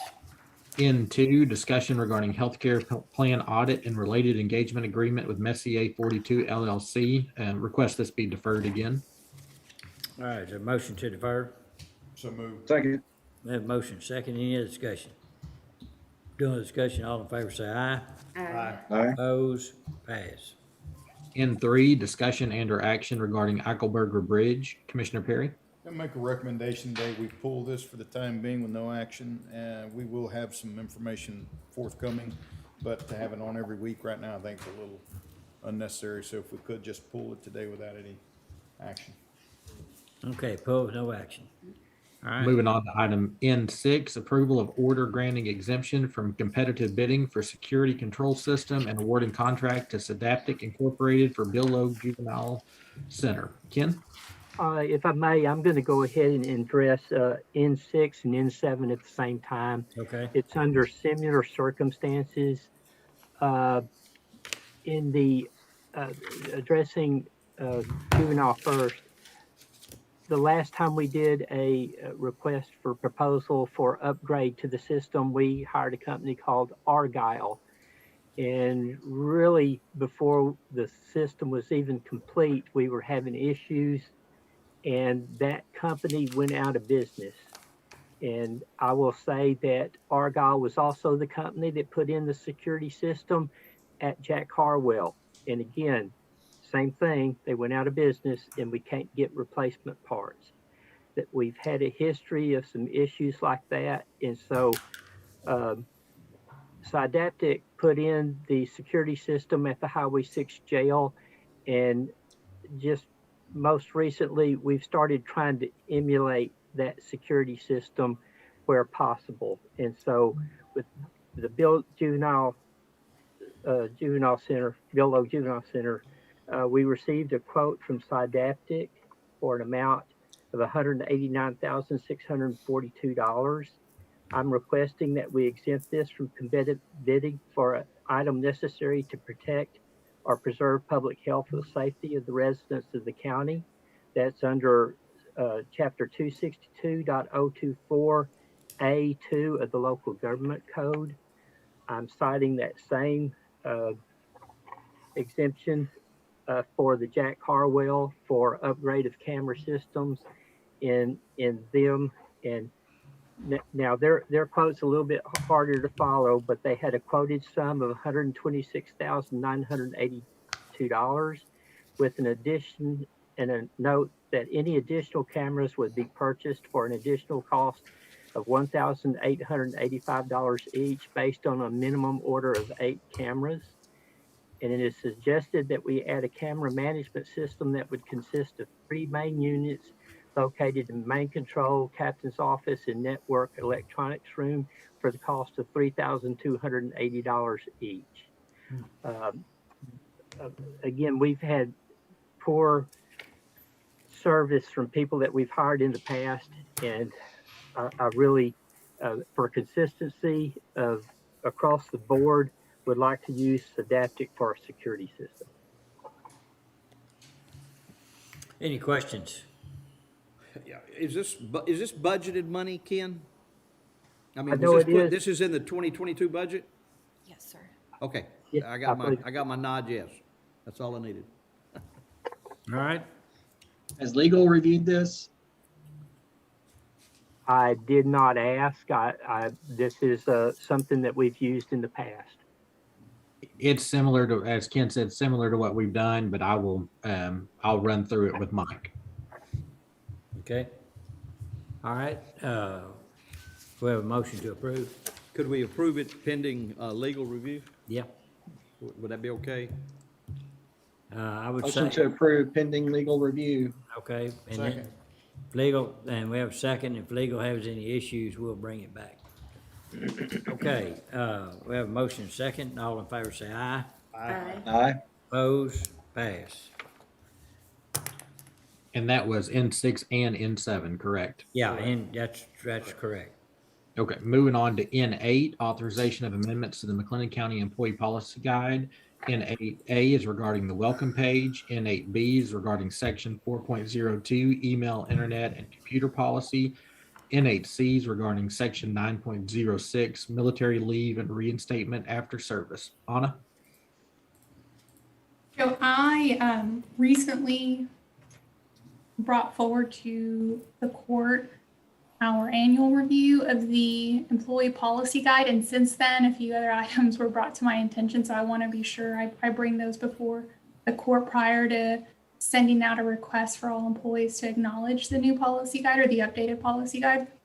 And so one of those, the first one is our welcome page. That was just me reviewing what the auditors had brought before the court for approval related to the vision and mission statement that they included in this year's new budget book, which is a great example of goals that I do want to share with our current employees. And so I did ask Francis if it was okay if I adopted those into our employee policy guide. I want to be sure I push that out to all employees so that they're aware of it. And then I want to continue educating our new hires during orientation on that vision and mission statement, which I think is a great way to share what the goals of the county are as an organization. So that's my first edit. The next revision for section 4.02. This was worked on and collaborated in conjunction with Lisa and the efforts that she's trying to do to shore up policies for IT. And so we just want to be sure that, again, that these two departments have those overarching policies mirror each other. And so we do have this computer policy in the general employee policy guide. So we've updated that to include the compliance measures that legal recently distributed to all department head and elected officials. We're just incorporating those same measures that Mike recently outlined to help shore up security issues. We're just incorporating that into the current computer policy. And the last policy that I'm revising here is section 9.06. Legal helped me, notified me of an additional House bill that was passed September 1st related to disaster leave. I already brought forward 2 policies resulting from 2 other House bills that passed, and I just happened to miss this one, so I'm glad they backed me up there. So the military, we had a military leave in place for 15 days, and this House bill mandates that counties also provide an additional 7 days for disaster-related leave. So we're just tacking that onto our current policy, and that was reviewed by legal. And TAC actually also provided us a template that they worked off, so I merged those two versions. And I can take any questions that the court might have about these 3 changes. Do you know how many that would affect as far as a military leave policy? So we currently have just 1 employee we would want to backdate since it was approved September 1st that this would happen to, but as the orders that we've received so far, it doesn't happen very often, the disaster leave. Only a handful a year. I can go back and I get the difficulty there is prior to this House bill, we wouldn't differentiate the military orders. They were just all blanket covered under a military leave, but now we'll need to start discerning what types of orders would fall under military leave and which ones would fall under disaster leave. Okay. But as of now, we went back to the start date, September 1st, and we have 1. All right, thank you. Any questions? All right, is there a motion to approve those items discussed?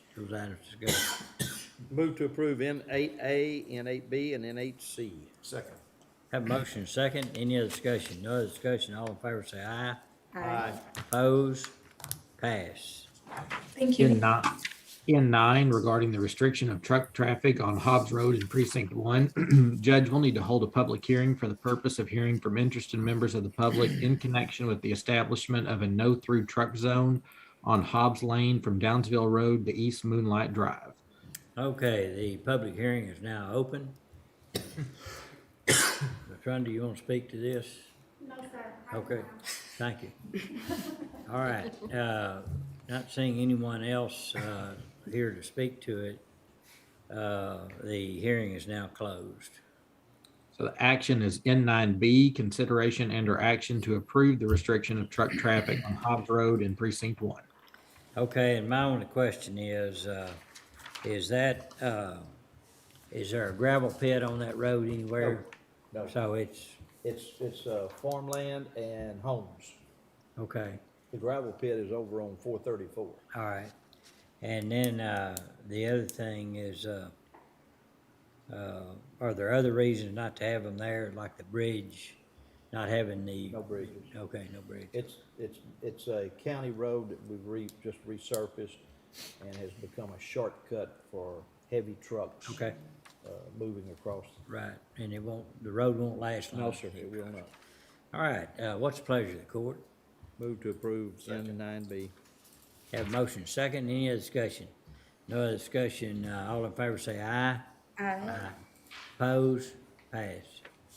N10, authorization regarding participation in the 2021 Food for Families Food Drive Competition. I'd like to call on Commissioner Smith, Commissioner Perry, and Chrissy. I'd rather just one speak. Same as in the past several years. Chrissy's gonna handle it, get it going, bring your food, your cans, your soup, whatever you got. And we're gonna have competition. And winners will get something. Okay, That was it. that's as good a promise I heard all day. Something. Maybe some ramen soup. Yeah. Okay, so you just need approval of the court to do this. Make a motion to approve it. Second.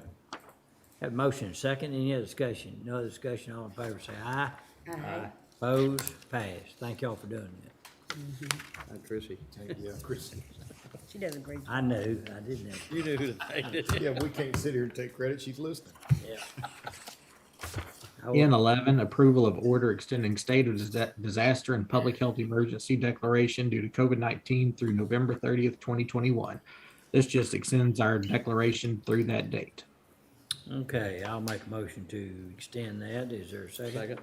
Motion made and second. Any other discussion? No other discussion. All in favor say aye. Aye. Oppose? Pass.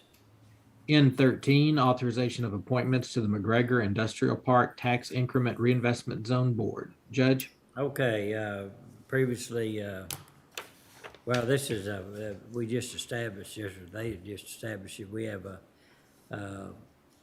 the authority to put someone on that TERS board, and I nominate Commissioner Ben Perry for that. Second. I have a motion and a second. Any other discussion? No other discussion. All in favor say aye. Aye. Oppose? Pass. N14, discussion and/or action regarding automated external defibrillators. Ken? Yes, as some of you might know, that we've been trying to keep up with defibrillators for a number of years. Recently on our calendar, it came up that a good number of those needed to have the batteries and pads updated. Those batteries and pads, I think there was like 17 of the units that needed to be updated for a cost of like $2,442.33. When we were talking to our rep, Frank Mamano, he said, he asked us, did you realize that some of these units were made in 2003 and 2004? And these units are basically little computers. And if you think about it, none of us have a computer that's that old, or even a cell phone that old. And he recommended that we started changing those out, and he suggested that we actually change out 21 of the AEDs that we have right now, and that amount would be $24,824. He did say that he does have a trade-in program on some of the units, and the trade-in value amount would be about $2,875 if we do this before January 1. Okay. I strongly encourage the court to do that. And we can look and see if ARPA money or some other source of funding, but even if we fund it from the general fund, or whatever category is appropriate, that we do this. I worry about having equipment that saves lives not working. Well, you don't There's argue two with problems a guy that there. can jumpstart your heart. Yeah, yeah. I certainly wouldn't argue that, Judge, but my comment would be, if I have a piece of equipment, it's only programmed to do one thing, one thing, that computer chip's only programmed to do one thing, I'm not sure how that computer chip gets out of date if that's all it was ever designed to do was one thing. Now, if it's designed, if in a period of time there are additional responsibilities placed on that computer chip, that makes a lot more sense. But to say that a computer chip is old and doesn't function like it's supposed to, if it was built to do that, it's built to do it, period. Well, it just depends on if the medical society could have changed the period of time between, I mean, there's Yeah. all kinds of things. And then how do you not test batteries to see, I mean, if a battery's still working at 100% and it's still good, how do you know, I mean, just because a battery is old? I'd rather. I mean, I understand, Find out on another but piece of are they equipment. saying there's not a way to, you know, you also realize who's telling us this? Somebody want to sell us new AEDs. I So understand how do that. we know, I guess my question is, how do we know the batteries don't work? Were they test, Well, I got a great solution. pump me? All right. You want to put it on me? No, I Well, say, if I can share, each unit has it reads the batteries. It will tell you when the batteries are bad. Exactly, I'm not gonna use this as a great analogy, but like a fire extinguisher. It tells you when the pressure's gone out of it. So are those batteries not any good, Ken?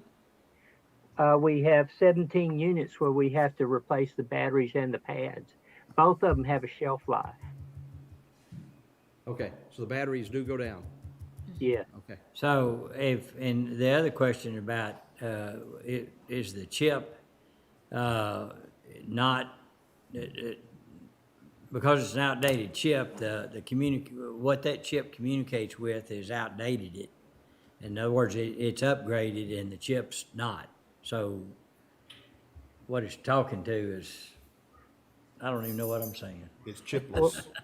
Well, I say it's. I just say if we go to use one of these pieces of equipment and it fails, it's a liability on us.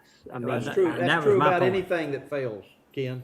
Yeah. well, I understand. I'm just, maybe I'm being overcautious, but you know, having an AED that doesn't work is a bad thing. For 24,000, I'm willing to be wrong.